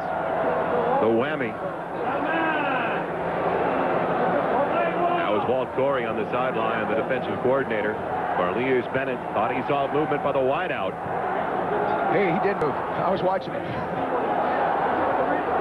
I don't know. We might show a replay. Help straighten this thing out a little bit. Full start prior to the snap. Number 86 offense. 5 yards, still first down. I still don't think Cornelius likes the call, but that's the only one I could see. So the call goes against Greg McMurtry in his second year from Michigan, a third-round draft choice last year. And that's the thing experience will give you. You're not making crucial mistakes like that early. You know, they needed to come out and establish something, yet now they're starting in a hole, first and 15. Ball back inside their own 21-yard line. Leonard Russell, nothing doing on the left side. A yard, and that is all. Jeff Wright, along with Hansen. Well, I said something earlier about how they're going to run at Hansen. They like the matchup they have with Armstrong, the big tackle, number 78 there. You'll see Hansen doing a good job getting his arms out, loading up, making the fullback, Hunter, take him. That frees up a linebacker to come over untouched and make the play. Hansen did a terrific job there. We haven't heard much about him so far. That's a big-time play there. He's the rookie from North Dakota State, their second-round draft pick. Second and 14, now to 22. Dumps it off to Russell. And the Bills are there in for Shane Conlon over with Kirby Jackson. After Russell made the first man miss. Not exactly the ultimate now for the New England Patriots. The pressure they put their quarterback under, third and long, and only his 9th NFL start. Well, the good thing is for New England is they haven't been able to get a pass rush without blitzing someone. Here, Bennett bangs the tight end pretty good. Then he gets back out there in position, except for being, the field being a little slippery. He goes down, but that's a great play by Cornelius. Jamming tight end, getting out, and making something happen. New England only 1 of 6 on third down conversion. Third and long, Pryor's got the first down, taking it across the 40 to the 44-yard line. Irvin kind of landed hard on that cold, rock-hard field. Maybe the ball knocked some air out. I hope he's not hurt too badly, but that's the kind of play that you look for in a leader. You know, we talked earlier about the maturity that he's displaying now on and off the field. A lot of times a quarterback needs to develop a guy he can look to first and foremost. There was no question. Hugh Millen was on Irving Fryer all the way. He landed on that left shoulder. He is working with a broken finger on the 4th finger of his left hand, the wedding ring finger. The ball was on that side. He landed on the side with the left shoulder crashing into this hard frozen turf in Buffalo. Find out about Irving Fryer when we come back to Rich Stadium. To be okay. We've been watching him on the sideline. It looked like he was nodding that I'm all right. It looked like maybe he just had the wind knocked out of him. Yeah, you'll see him right there between the gentleman in the blue coat and the red tarp. That is good news for New England fans because he is their big strike guy on offense. You know, they got big, strong backs. They've got good receivers and good tight ends, but he's their big strike guy, and they need him. First and 10 for the Patriots after that big reception of 23 yards by Fryer. They've got it to the 44. Millen with time again. And as Van McMurtry releases over the middle. Still on his feet. Inside the 20-yard line. Big play to McMurtry to the 16. Well, we talked earlier about the fact if they're going to throw the ball and get back in this thing, they've got to climb in the boat now and start paddling. Hugh Millen running a little play action here, freezes the interior rush. They're not a factor. He's able to go ahead and find McMurtry down the middle on a deep seam pattern where you get underneath the safeties, excuse me, not a seam, but a deep crosser where you get underneath the safeties and behind the linebackers. Perfectly thrown pass, catching McMurtry right in stride. Is he saying you who or Hugh is saying you? 40 yards on the catch. First and 10 to the 16 of Buffalo. Stevens in the backfield now with Russell. And they're throwing on first down. Millen in trouble, goes down. Jeff Wright with his first sack of the season. Big play. Jeff Wright. And then John Melander getting into it. The guard who's getting the start for Greg Riccozzi. That's the second sack today for the Buffalo Bills. Well, I think you'll see it right here. The center takes right and then more or less gets off balance. Right, just hand fighting with him. Gets the center Chilton off balance and comes back inside. That's what he can give you. Jeff Wright is really the only pure power player on the field for Buffalo at this point. And they need that type of push up the middle to collapse the pocket. Second and long, second and 20, a loss of 10 yards. Three wide receivers setting up for Millen. Inside, give to John Stevens. And he's tripped up. Crossing the 22, near the 21. Leonard Smith got him. Leonard Smith had him in a kind of a spy technique where he was just in the backfield watching him. You'll see Smith right in the center of your screen, number 46. He's just watching the fullback. That's his job. Wherever he goes, you get him. If he blocks, you can blitz. If he gets the ball, you go tackle him. So now after that 4-yard carry for John Stevens, it brings up 3rd and 16 for Dick McPherson and his crew.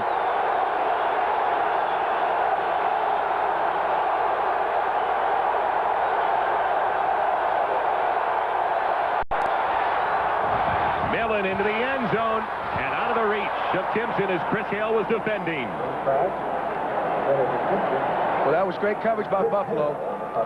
Chris Hale is a guy that is silky smooth and able to get in the back pocket of receivers. Certain people like to do different things. Here, his technique is get a jam on him, then you'll see him run right in his left hip pocket, kind of put his hand on there to make sure you know where he's at, look back at the quarterback, and play the ball. You can't draw it up any better than that, Joel. Talked to Chris Hale yesterday, the former USC Trojan. Not a great prognosticator. He thought the Trojans would win by 10 over Cal. It's a good thing he's got a job out here playing today. Jason Starofsky has accounted for the only point of the day. Now he tries a 39-yarder, and he's got it. Flag is down to the play, though. Flag on the play. Nate Odom's complaining. It looks like it may be against Buffalo. Was it a late hit? A personal foul coming up. Odoms could have ran into the kicker.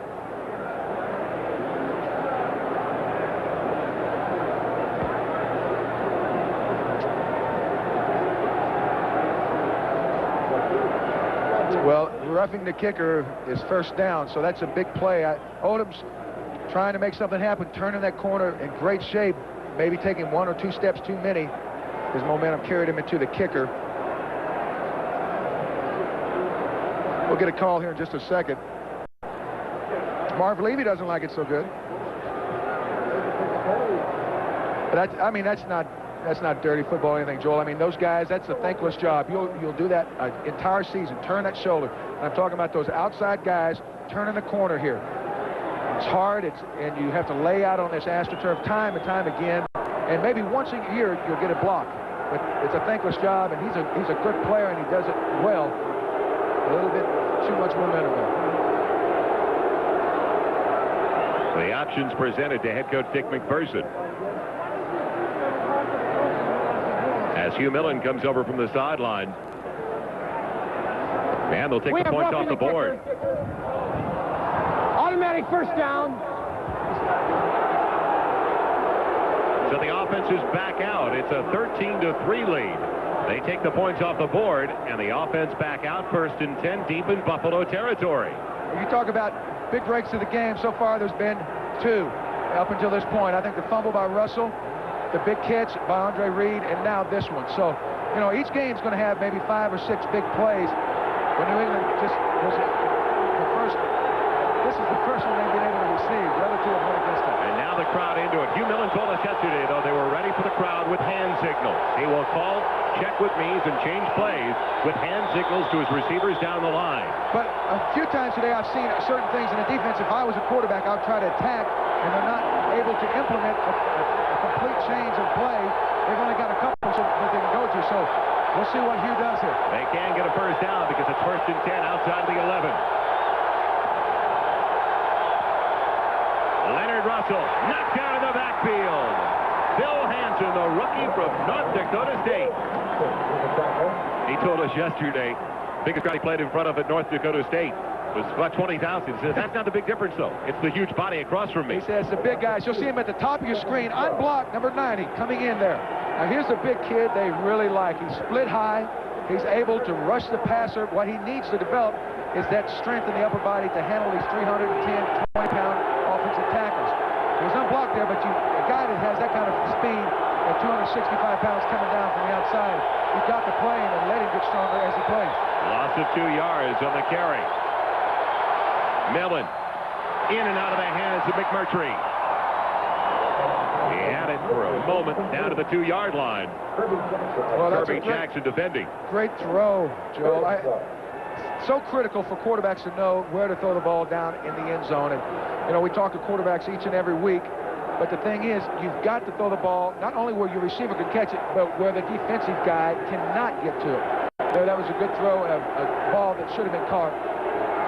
Looking at the Hurts 10-minute ticker. Jets with a touchdown pass to Burkett. Lead Green Bay by 7. And a critical 3rd down. Don't forget the Patriots. And they had to. They took points off the board with an opportunity to get 6. Now it's 3rd and a dozen. Outside the 13-yard line. Movement by Millen. And the play is whistled dead. It looked like Millen jumped early. False start prior to the snap. Number 7.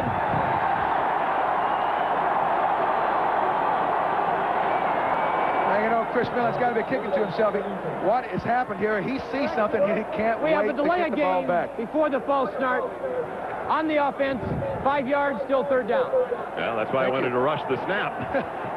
Well, a lot of times those quarterbacks, they'll see something and their mind goes into like a hyper-warp drive, and they can't wait for the ball to get to him so they can attack the defense. And, you know, this guy is so intelligent, very, very bright guy. But a lot of times you get a little bit too smart and make little dumb mistakes like that.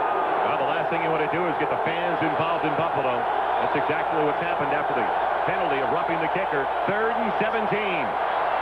Millen into the corner for Fryer. Can't come up. Can't get it. Just a bit underthrown by Millen.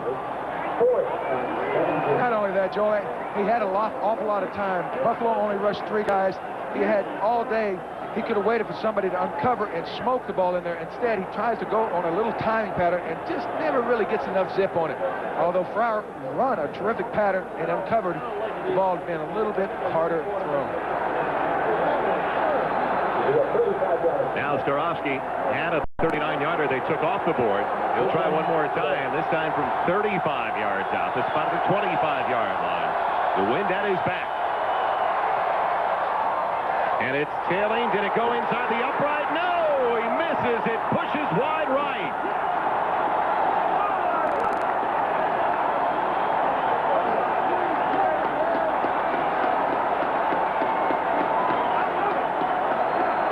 ...35-yard field goal try fails for Starofsky and the Patriots. NBC next Saturday, the Volunteers of Tennessee, who had a big day offensively yesterday against Memphis State, and Notre Dame with a shutout of Navy. Matchup, the Volunteers and the Fighting Irish next Saturday, all starting at 1 o'clock Eastern. It doesn't look good. Not good. It's trying to snow right now in Buffalo. Hold off just an hour. 1st and 10 at the 20. Thurman Thomas getting the block to the outside. And he's near a first down. Nice block of the linebacker, Vincent Brown. Got Thomas, that 9-yard gain. Joel, you know, there's an awful lot said about Jim Kelly and the skill people, Thomas, Locke. I can't believe that this offensive line is not getting more credit. I can't believe some of the plays that they are able to pull off. Here you'll see Davis 65 turn and still in the end. then Ballard, the right tackle, comes and kicks the outside linebacker out. Thomas has the first down on 2nd and a yard. He's out to the 33, close to the 34. Well, I tell you what, Joel, even you with those little pipe cleaner arms could make a few yards behind this group. I've been in the weight room, buddy. Spend some more time. No, Joel, they look good to me. Pressure coming on Kelly, and it's complete to Andre Reed. What a catch! Talk about fingertip control. Inside the 40 to the 38.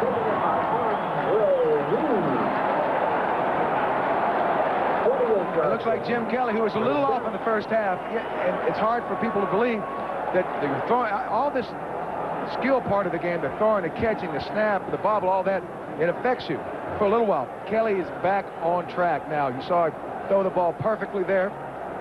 Reed able to bring it in. Oh, that's beautiful. That's symphony. Put some string music to that one, guys.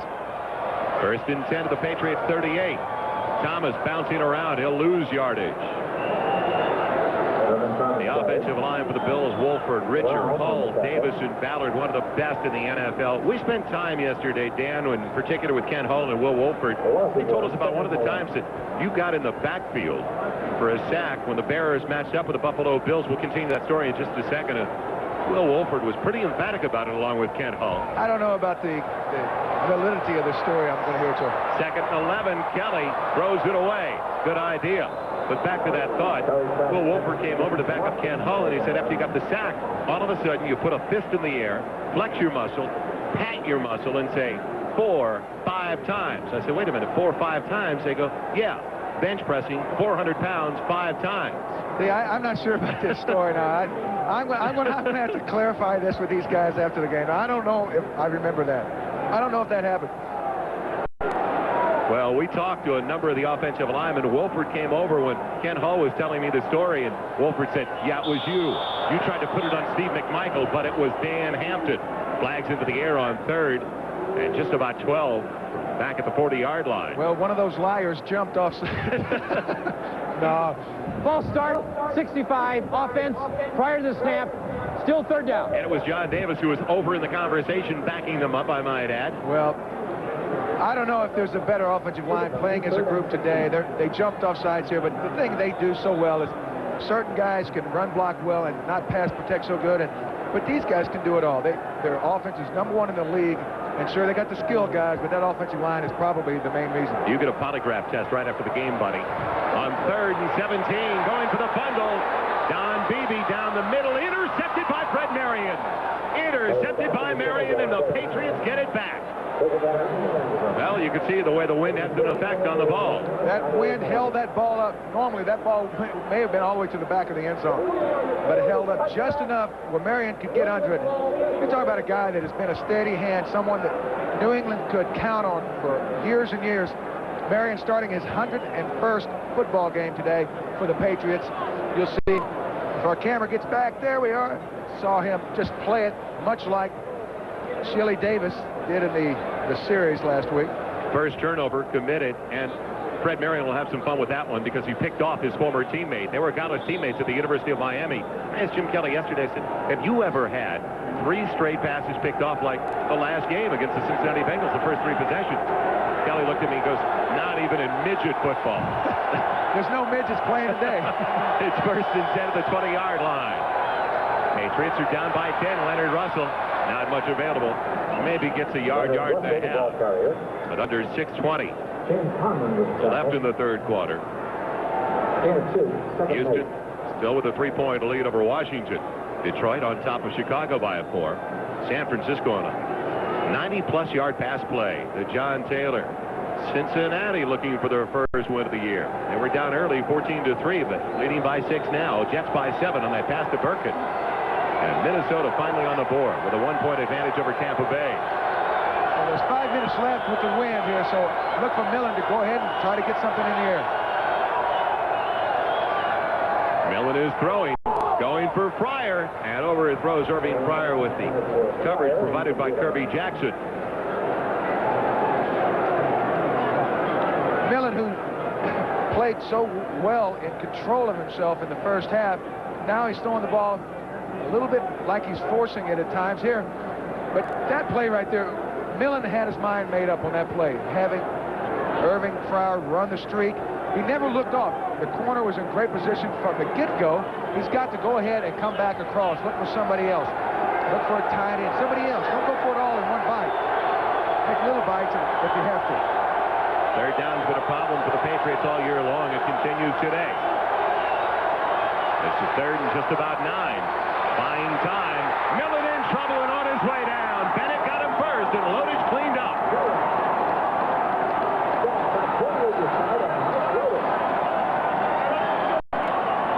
That's one way to stay warm. I couldn't do that when I was helping.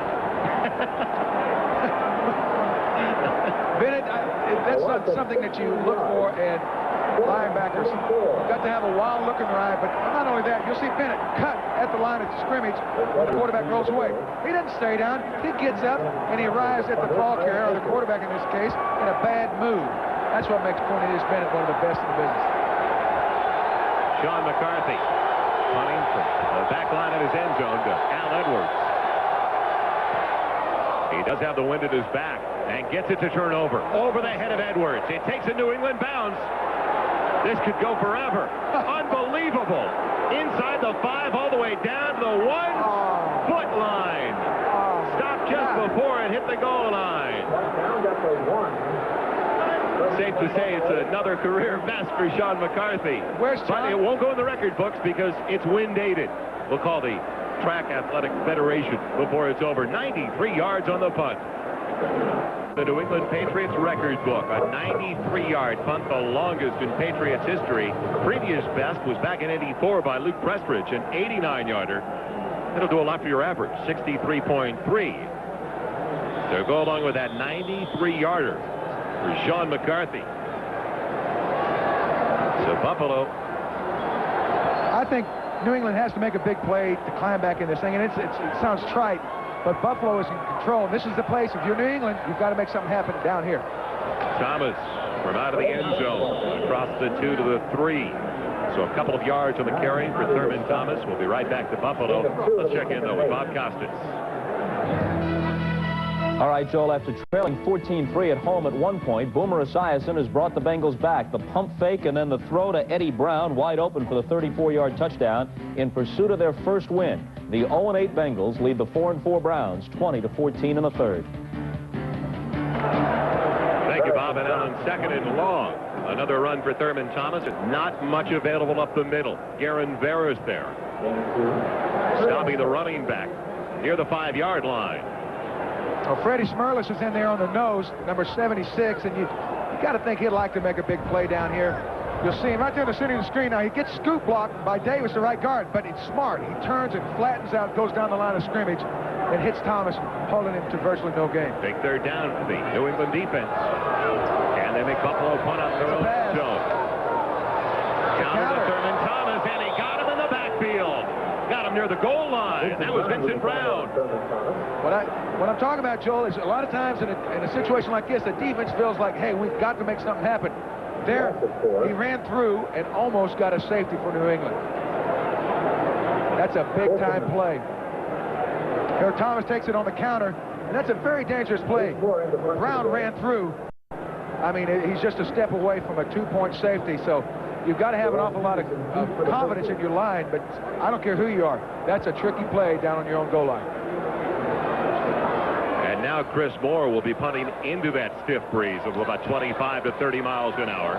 Jerome Henderson has it sailed over his head. He'll retrieve it back near the 45.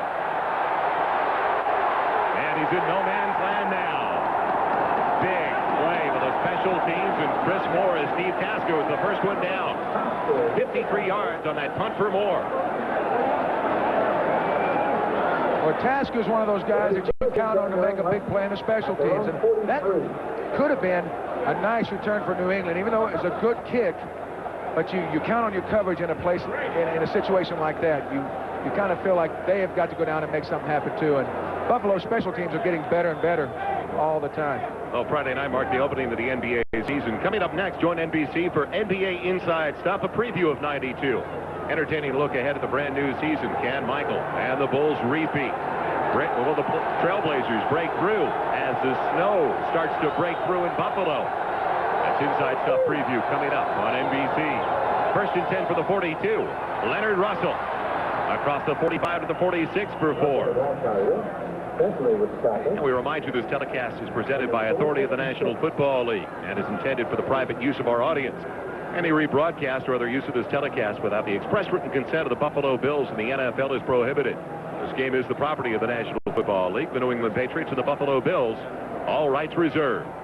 Joel, on that last play, number 50, Ray Bentley, came up, forced the offensive guard, kicked him off, and made the play. And Bentley's a guy that doesn't get an awful lot of publicity, but he fits in with the rest of those linebackers. He's terrific. Leonard Russell. Good surge by the offensive line. Not much of a hole, but they did get about 3 on the carry. Out to the 48. They're short, though, by close to 4 yards for that first down. And they've got to take advantage of this field position. It's the Hurts 10-minute ticker. We knock them out, don't we, today? Washington, with a low Miller field goal, has tied it up at home against the Oilers. Detroit still on top by 4, with San Francisco clinging to that 7-point advantage. Other scores around the NFL in week number 10. We talked about Sam Weisha, the Bengals looking for their first win. Jets still by 7, and Minnesota gets another touchdown. Well, the 2-minute ticker's on Hugh Millen. He's only got less than 2 minutes to throw the ball if he's going to throw it. 3rd and 4. Millen with time, and out of the reach of Marv Cook, his tight end. It would have been enough for the first down. Instead, the Patriots will have to punt it away. Well, you also have to think they're punting away and punting the wind away also. And you know, that's disheartening if you're a New England fan, because Millen is one of those guys that plays within himself. He doesn't force the ball. He doesn't do a lot of erratic things, but it's going to be a lot tougher for him to get it done in the 4th quarter than it would have been here in the 3rd. He did have time on that last sequence. The pocket held up well. A lot of times you wait a little too long. You got to see it and throw it right now. You can't be second-guessing yourself. And it looks like maybe that's what he did. Well, we know one thing. McCarthy can't kick a 93-yarder this time. Al Edwards waiting back. A run-up. His own man almost got in his way, and he does fumble the ball. Do the Patriots get to it? Yes. New England's got the ball at the 15. Well, we talked about New England having to make something big happen. Looks like the special teams has done it since the offense and defense hadn't been able to get it done. Ivy Joe Hunter comes up with the ball on the special teams fumble recovery.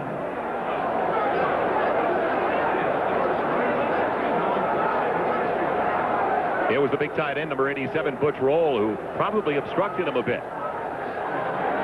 Well, any way you want to slice it, that slices off a pretty good opportunity for Hugh Millen. He probably went to the sidelines thinking to himself, hey, I won't get another chance with the win.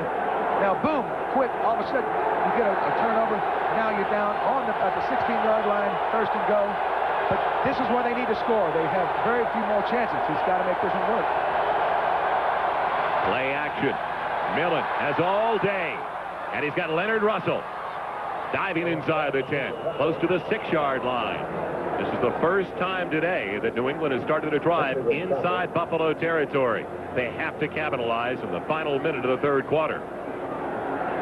Well, I think it's important not to lose your composure. You don't really have to throw the ball down here, and the wind's not going to affect it. So don't get in a big rush and try to think that you have to score in the 3rd quarter. Just go ahead and run your normal offense. I don't think that Hugh Millen realizes that, you know, the running game can get you in there against Buffalo. He can go with that. Second, the short 3. Hunter up the middle.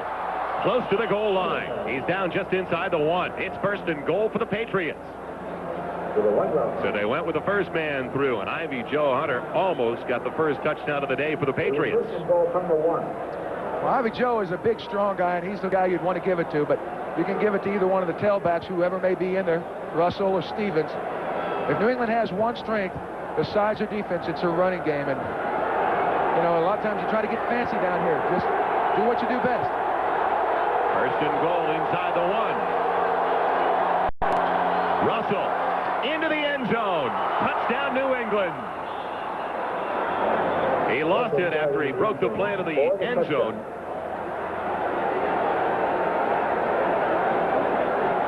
I didn't see any flags. Yes, touchdown, New England. They were milling around. The defense, offense, standing around for just a second. But it is a touchdown for the Patriots. And now an extra point away from drawing within 3. Just a kind of little wham trap inside. They bring the tight end in motion, let him lead on one of those interior linemen, let the back slip up inside wherever the crack forms. He fumbled it, but he got it back, but the point was moot at that stage. Swarovski has it deflected and gets over. I heard it hit a hand there. Sure did. And 2 weeks ago, he did have an extra point block. Last week, he had a field goal blocked by Dennis Smith of the Denver Broncos, and it appears that Swarovski may have come up a little bit lame on that one, may have pulled something on that extra point. Yes. It's a 3-point game at the end of 3. Just get a touchdown, but in the process, Swarovski looked like he may have pulled a hamstring. In fact, Sean McCarthy, the punter, is going to be handling the kickoff now. And it's a very short one taken by Don Beebe, just barely, and he really takes a hit. Another look back on that extra point. It's not Swarovski out of the game. Well, you stand around on a cold day like this, and you kind of get a little tight. You see right there, he never gets his leg above his waist. Now, he goes right for it. Now, Ray Bentley got a hand on it, but probably never would have had a chance to if Swarovski could have went ahead and finished his swing, so to speak, with his leg. And that's not being behind by 3 points. That's the worst thing that could happen right now. Kelly with a balloon in his way. Finds the tight end. That's Keith McKellar up to the 36-yard line. Obstructed by a balloon. Gain of 6, 2nd and 4. Strategically placed by one of the New England fans at the game today. So it's a gain of 6. The no huddle continues. 2nd and 4. Thurman Thomas with the first down. Gordon got him in the secondary. Well, Bozo's balloon didn't get in the way of Thurman Thomas there on that counter tray. When in doubt, make him shout with this play, because when you bring those 2 backside offensive linemen, you lead them on those linebackers, you really have to think this is developed into their bread and butter play. The difference in the game right now is Kenneth Davis has taken over for Thurman Thomas. Good yardage. 5 on the carry to the midfield stripe, but the play of the game now. Dick McPherson took the field goal off the board. Wanted to try to get the touchdown. They failed to even get the field goal once again after Swarovski had hit a 39-yarder. I think every coach in the world would take the points off the board with a 1st and 10 down at the 15-yard line. But then Swarovski, after making the 39, misses a 35-yarder, and that is the difference right now. Kelly with plenty of time, and Andre Reed. Incredible. Waited for the D-back to fly right by him. What presence. Up to the 35 of New England for a first down. 15 yards on the reception by Andre Reed. Once again, the key, Kelly has all the time in the world. I mean, he patted the ball twice before he unloaded to Reed on a little shallow out pattern. Now, if New England wants to make something happen, they're going to have to bring somebody else, because they're not getting the pressure with their front 3 or 4. So you think they've got to take some chances? They've got to. 1st and 10 at the 35. Kelly with the win. No flag. I thought I'd see a flag. Beebe had Lepet coming over his back. Did he arrive early? Well, we can probably take a look at it, but I think the point's moved. Officials are walking back to the line. I don't think that they're going to get a call, but it had to be great coverage to stop that play. Kelly back, a 4-man rush. Offensive line's doing such a good job. Ken Hull, the 5th guy, doesn't even have to move out of his tracks practically. A strike. Lepet comes over the back, making a big play for the defense. 2nd and 10 from the 35. They set up the screen for Kenneth Davis. Blocking out in front. And a first down for Buffalo. Maurice Hurst finally knocking down the running back. 12 yards on the reception. Thurman Thomas has come back into the game for the Buffalo Bills, replacing Kenneth Davis. But that was a great call by Kelly. His running game got a little yardage, and then he threw the ball and stretched the defense a little bit, then all of a sudden you come with the screen. You catch him in between. Thurman Thomas ridden down Barr inside the 25 and the 23. You know, Joel, I just got to make a comment about Thurman Thomas on that play. I was wondering for a number of games here, watching film and different things, who does this guy remind me of when he hits into the line of scrimmage? And it just, on that play right there, he looked just like Walter Payton when he attacked the line of scrimmage. Now, I'm not comparing him to Walter, but the way they attack that line is very similar. Second and long. Kelly underthrows. Don Beebe took a shot after the play was over. So now it's going to bring up second and just about 9 as we check out the Schick Tracer 10-minute ticker. Chicago with a touchdown, taking the lead now over the Detroit Lions. Calm down over there, number 99. Cleveland regaining the advantage over the winless Bengals. And it's tied up. Green Bay with the touchdown on the Jets. 3rd and 9. Kelly with time. Overthrowing Andre Reed. Boy, really sailed with the wind at his back. Really did. Kelly really strode into that. And a lot of times you always talk about quarterbacks. They get back, and when they see what they want to throw to, the target area, they'll take their weight and land it all on that front side, stride into it. And Kelly almost, in elongated motion, let the ball sail on him. He knows it wasn't the best throw he's made today, but he's a guy that'll make very few bad ones. So now Scott Norwood will try a 42-yard field goal. He's already made a couple today. I noticed him on the sideline stretching an awful lot here the last 4 or 5 minutes, Joel. I don't blame him after what happened to Starofsky. Well, they go up by 6. It looked like it was going to hook, and then all of a sudden it took a right turn, and it's good.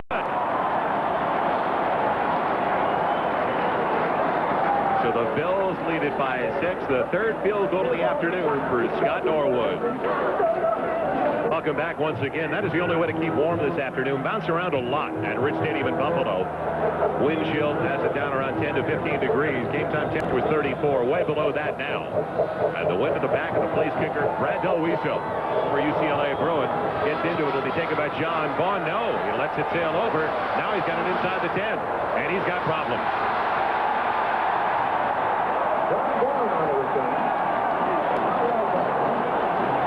When we come back, the Patriots will have it 1st and 10 at their own 11, down by 6. First, though, Bob Costas for an update.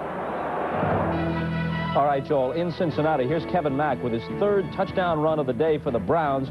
The fumble happens after technically he had broken the plane. Browns recovered it anyway, so the touchdown stood. It briefly gave Cleveland a 21-20 lead, but Jim Breach has just nailed a 38-yarder at the start of the 4th quarter, and the winless Bengals lead by 2, 23-21. Thank you, Bob. A 6-point difference with the Bills on top of the Patriots. 1st and 10 for New England. Their own 11. Leonard Russell cutting it back and belted by Conlon.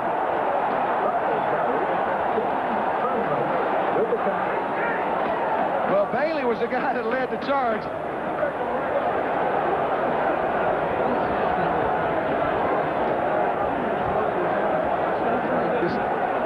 It's a kind of a tag team deal. Farrow, the would-be wrestler for Buffalo, would kind of like the way his teammates tag team Russell here. Bailey low and Conlon high. And 2nd and long, 2nd and about 8 for New England. Irving Pryor's got the first down, loses it. Buffalo's got it. Back at the 25. Shane Conlon coming up with it.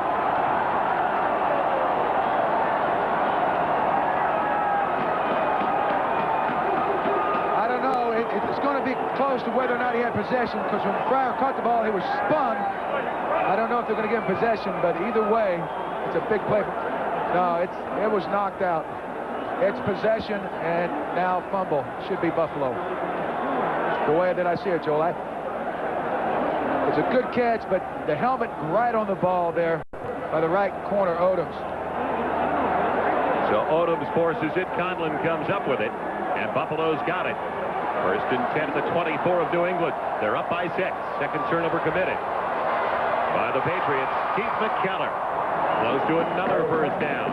Nudging close inside the 15-yard line.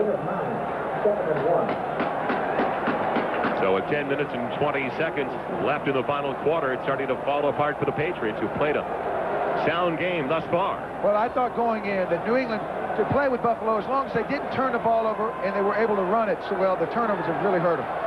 Thurman Thomas. Right at the first down marker near the 14-yard line.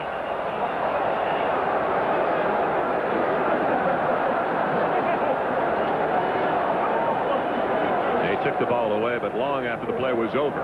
Now, do they need a measurement? Or will it be third and less than a yard? Yes, third and less than a yard for Buffalo. There's under 10 minutes left in the fourth quarter. Don't forget a doubleheader on NBC next Sunday.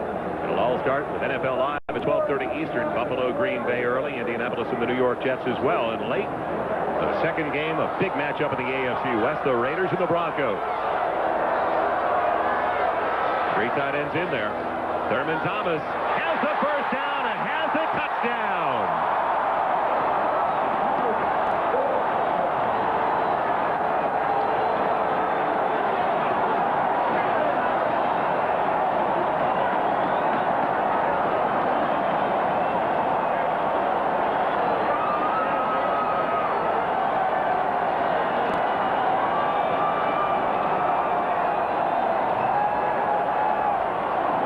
Thurman Thomas right here behind the block of Garner.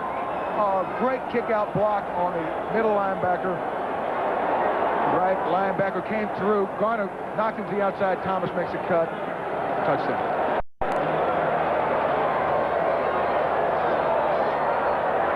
Norwood in for the extra point. Out of the hold of Frank Reich. And it's blocked. It is blocked by New England. So instead of a 13-point lead, it stays at a 12-point deficit as the Patriots just gave up only their second rushing touchdown the entire season, as opposed to last year when they gave up 29 touchdowns on the ground. But a good play for the special teams for the Patriots as they're down by a dozen, the Buffalo Bills.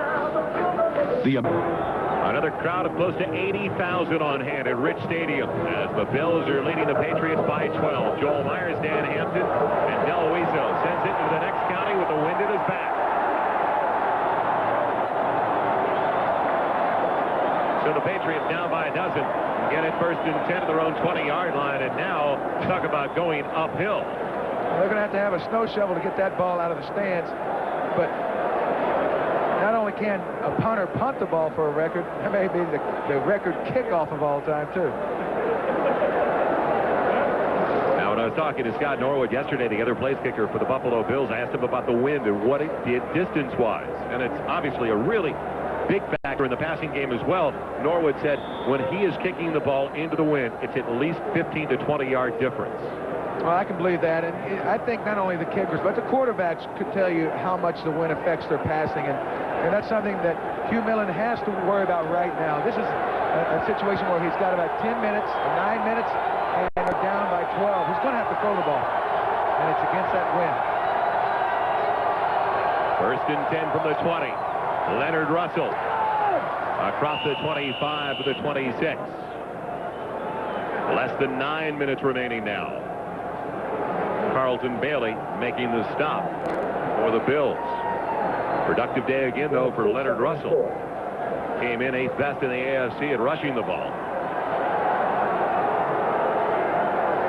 He's got 92 yards so far. Thurman Thomas, the leader in the AFC in rushing, 3rd overall in the NFL, and Thompson total yards from scrimmage. Thurman Thomas with 109 yards on 25 carries. And Russell get outside. Smith is over there, and it's good for only about a yard of the carry, bringing up 3rd and 4. We'll be right back for that. But first, Bob Costas with an update. Joel at RFK, the Oilers and Redskins were tied at 6. Then Ernest Biner made this nice move, cuts back to avoid a tackler. Into the end zone he goes, 23 yards for the TD. The drive had been set up when Lorenzo White of the Oilers fumbled to give Washington possession with 9 minutes to play at RFK. Redskins 13, Oilers 6. If they're to stay in the game and have a chance, they've got to come through on this 3rd and 4. Talking about the New England Patriots with Millen working out of the shotgun. 3-man rush. And it's off the fingertips of John Stevens.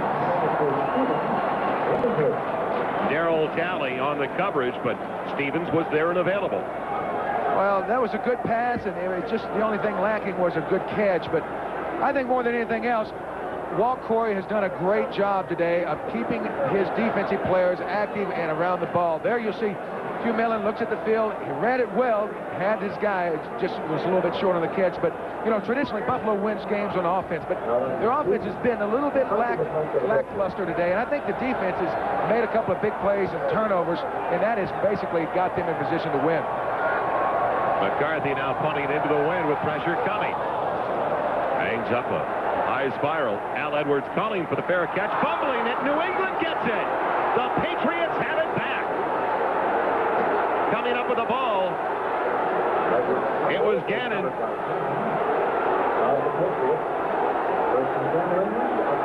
Well, that is the third turnover. Twice today, New England special teams are able to capitalize on turnovers. You have to think that even though they've had a couple of bad moves with the special teams, with the field goal hitting the upright, the kicker pulling a hamstring, the special teams have made enough big plays to keep New England alive up to this point. And over the last couple of weeks, Dan, the special teams have not been putting together stellar performances for the New England Patriots. Now they're going first and 10 to the Bills' 40-yard line. The receiver falls down. That was McMurtry. Lodish applying the pressure on Millen. Well, they were running a very intricate play pass type of offensive structure there, and Lodish was able to slip underneath a couple of blocks, get a little pressure, but Millen needs to go ahead and make his mind up on which couple of guys he needs to go to, because he's not going to have a lot of time now. The wind's against him. He's going to have to go to those short intermediate routes and throw the ball hard. Now, if he's to get it done, he's going to have to make his mind up and fire the ball hard against this wind and see if he can keep it going. Second and 10 from the 40 with Cook in motion. Smith coming, and it's Coates over the middle, the tight end. He got away from Conlon and Talley. He's inside the 25 to the 22. Well, once again, Coates able to go ahead and beat the linebacker at the line of scrimmage. You'll see him slip inside Talley's got him one-on-one. Talley gets a jam. Coates slaps him off. He's big and strong. He's able to do that. Good pass by Millen. Those short intermediate routes, he needs to make his mind up and fire the ball quick. You can't hang the ball up in this wind, or you'll be setting yourself up for an interception. So, good decision by Hugh Millen. They've got to have a touchdown. Field goal doesn't make any difference, especially when your place kicker's out already. And your punter is going to handle those place-kicking duties on extra points as well. First and 10 from the 22. Millen going for Cook, who's got 45 catches coming into the contest, and drops that one.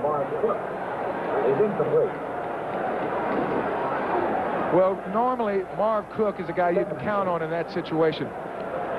Dropped it just as Stevens did a few plays back. A Cannon 10-minute ticker. As you see the scores, Marv Cook, who is third in the NFL in receptions with 45 coming in, first among tight ends, has been shut out so far today. Ben Coates has been the man. Well, a lot of times the defensive coordinator say, okay, we're going to stop this guy.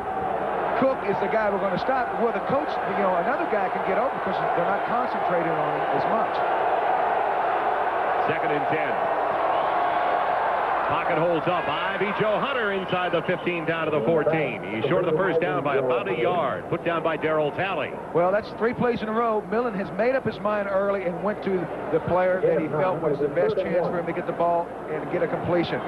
Here, Hunter able to go ahead and just sneak out of the backfield. He sees him uncover underneath that zone. Good decision. So now it's going to be third and about a yard. I don't think you'll see the Beach Boys out here today, Joel. It's a little bit frosty for those fellows. Getting dark once again at Rich Stadium in Buffalo. Seems like we're only minutes away from a possible snowstorm. Third and a yard. 3 tight ends. Leonard Russell belted at the line. He doesn't get it. It was Shane Conlon. Well, I don't think there's any question of what the decision to do here is, but you got to think that Buffalo's defensive guys are really responding today, and you'll see the defensive linemen get a good surge there, maybe a little bit high, but then all of a sudden those linebackers come in there, make something happen. Conlon over the top. He's made 2 or 3 big plays today. You know, you'd wonder, obviously, Bruce Smith is a big factor in Buffalo's defense being ranked so low, but where would they be if they didn't have that linebacking core? This is the game for the Patriots. They're down by 12. 4th and a yard. Leonard Russell breaks the tackle, still on his feet. He's got the first down inside the 10. All the way inside the 5 to the 3. What an effort. Incredible run by the rookie Leonard Russell. It's great to see a young guy like this make a big play in short yardage. And if there's anything you can point a finger at last week, the backs did not make anything happen at the goal line and in short yardage. Here, Conlon has him dead to right in the backfield. Then again, he beats a safety on a one-on-one situation in the tackle, which a lot of backs would have been down in the backfield. Great effort. It's a long trap. Now, that's a very scary play to run against a short yardage defense. There's a lot of penetration by the defensive front. New England was able to go ahead and make it happen because of great effort by Leonard Russell. First and goal down to the 3-yard line. Hunter in front of Russell. Play action. Over his shooting. A smart play by Hugh Miller. The man was not open. Unloaded.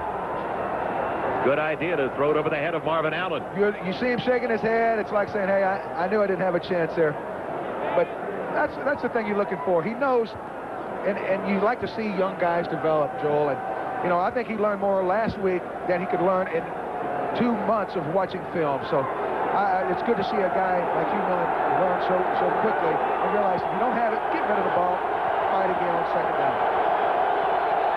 Second and goal outside the 3. It's Leonard Russell up the middle. Touchdown, New England. Well, they went with the same play, but Russell hit it up inside there. Those linebackers, knowing that they'd given up the big play last time on that same long trap. On that play, the linebackers forced outside. Russell able to get it up inside. And believe it or not, the way Starofsky went off after that last extra point for the New England Patriots, we didn't think he'd return, but he's coming back out once again. When it looked like he suffered a hamstring injury, Jason Starofsky will try to bring New England back within 5. There you see the long trap. Conlon forces it outside there, number 58 for Buffalo. Russell hits it up inside. That's good offensive structure. Starofsky punches it through, and you can tell he is in pain. Oh. Now, I don't know how smart the decision was to come back out and aggravate an injury like that, because, I mean, that high pull is not as severe as those low pulls down by your knees. So that may have just ended Starofsky his entire season with that one kick. It's a 5-point game in Buffalo. Have to kick it away with the injury to Starofsky. It hangs up in the wind, picked up by Edwards back there with Beebe. And Edwards is across the 35 to the 36. Well, that time, Edwards hung on to the ball. His other 2 turnovers have led to the 2 touchdowns today for the New England Patriots. And he gets a standing ovation from the crowd. Pass the popcorn. And now, the defense is on the spot as we look at Jason Starofsky.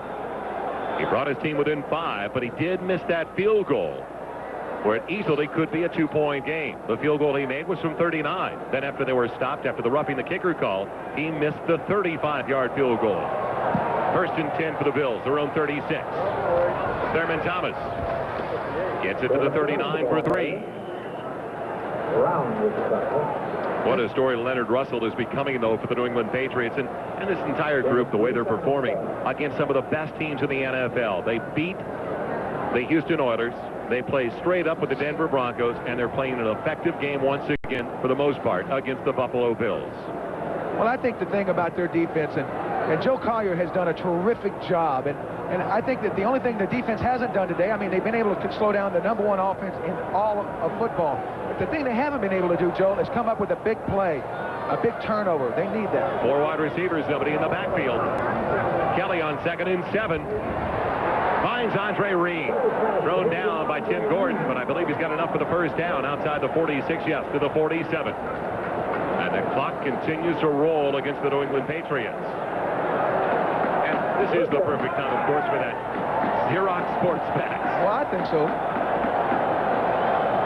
And the question, who has the longest punt return in Patriots team history? We'll have that answer after another snap. So it's first and 10 for the Bills, their own 47. Will the Patriots get the ball back? That is the question now. Can the defense get it back for the offense? Well, for the most part, Buffalo has been very, very sound. Just one ball that hung up on Kelly is the only offensive turnover, so they've got to force something. Thomas trying to turn the corner. Won't make it. Gordon got there. Brown was stringing it out. Vincent Brown.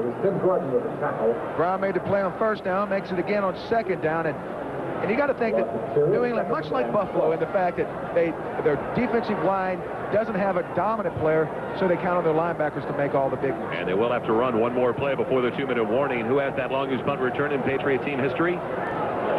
Mike Haynes. 89 yards against the Bills back in 76.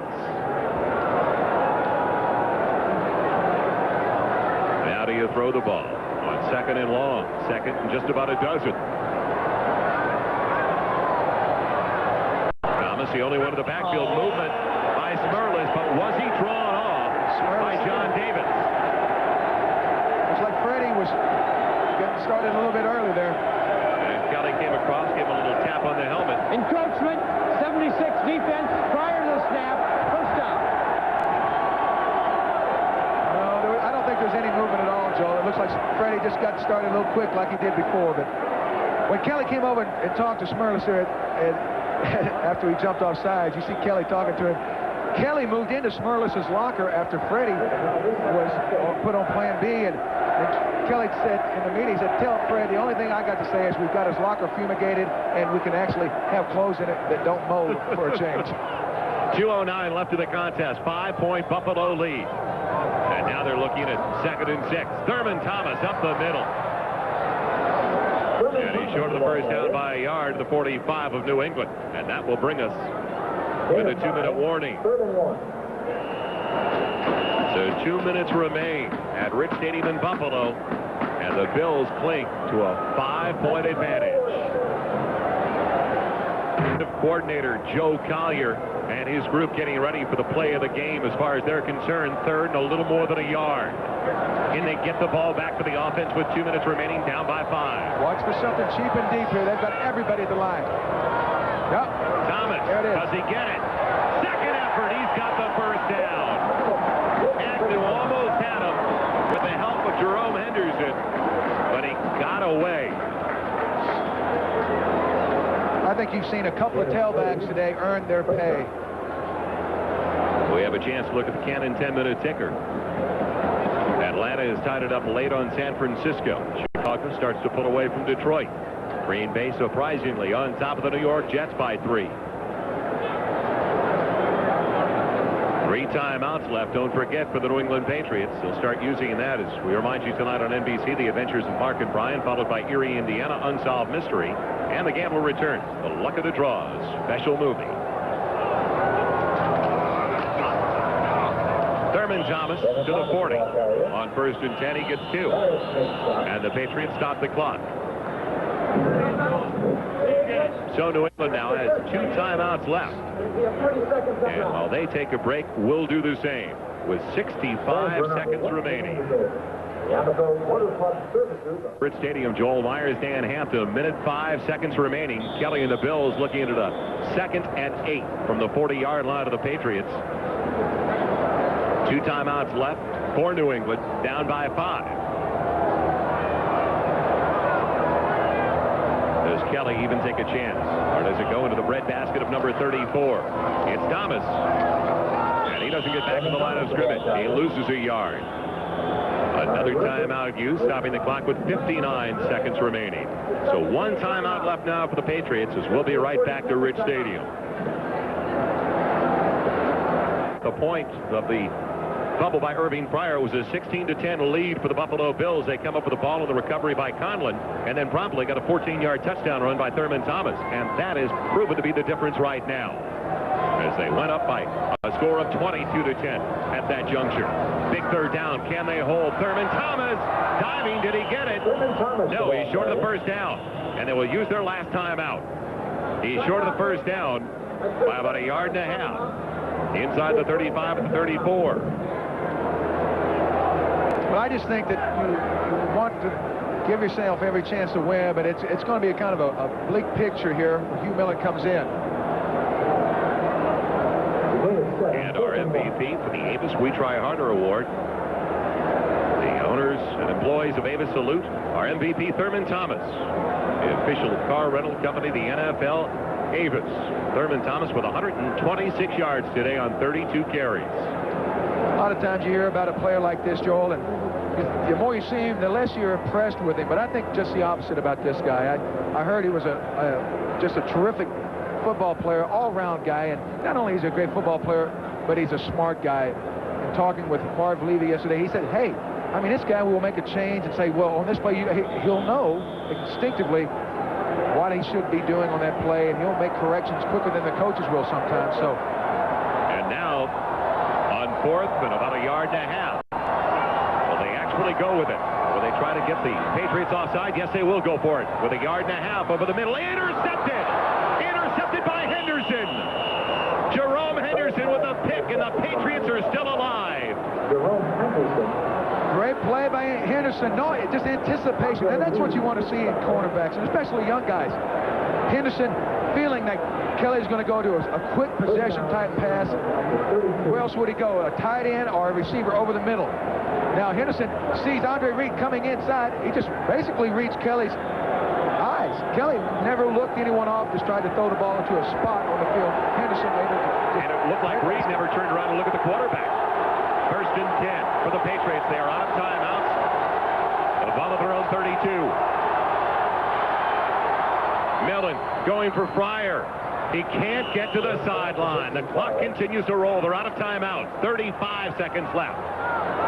They've got to throw into the ground right away. It's set finally, but Fryer couldn't get out of bounds.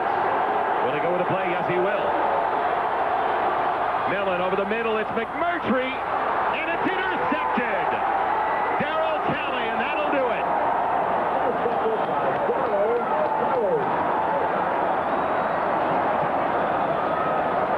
Well, Talley was trailing the play. Cook was open. Millen overthrew him just a little bit, Joel. But you talk about a wild sequence of plays here. Here, Cook not able to... Oh! And then Talley, just hustling, gets the biggest play of the game thus far. And man, was he level. So McMurtry almost came down with it. I'm almost surprised they didn't throw one into the ground with a first down. Try to compose themselves, settle it down a little bit. I don't know, Joel. They still had 45 yards to go or 50 yards to go. And a lot of times, you just want to try to make a deep strike and see if you can get something quick and cheap. It's a wild one here. And so one snap, and that'll do it. The executive producer of NBC Sports is Terry O'Neill. Our coordinating producer of NBC's football, John Paraches. Today's game has been produced by Glenn Adamo, directed by John Gilmartin. Our associate director, Dick Ellis. And our production associate, that Florida Gator, Bill Herbstman. Final score, Buffalo 22. So again, Dick McPherson and his squad play an outstanding game against one of the best teams, if not the best team in the AFC, but come up short by 5 points, Dan. Well, the thing is, I was wondering, you know, much like the coaching staff of New England, how would they respond? Well, they came out and played excellent on defense. They never made anything big happen on offense. That was their doom. So the Bills beat them by 5. Stay tuned for the Head & Shoulders NFL postgame report coming up next.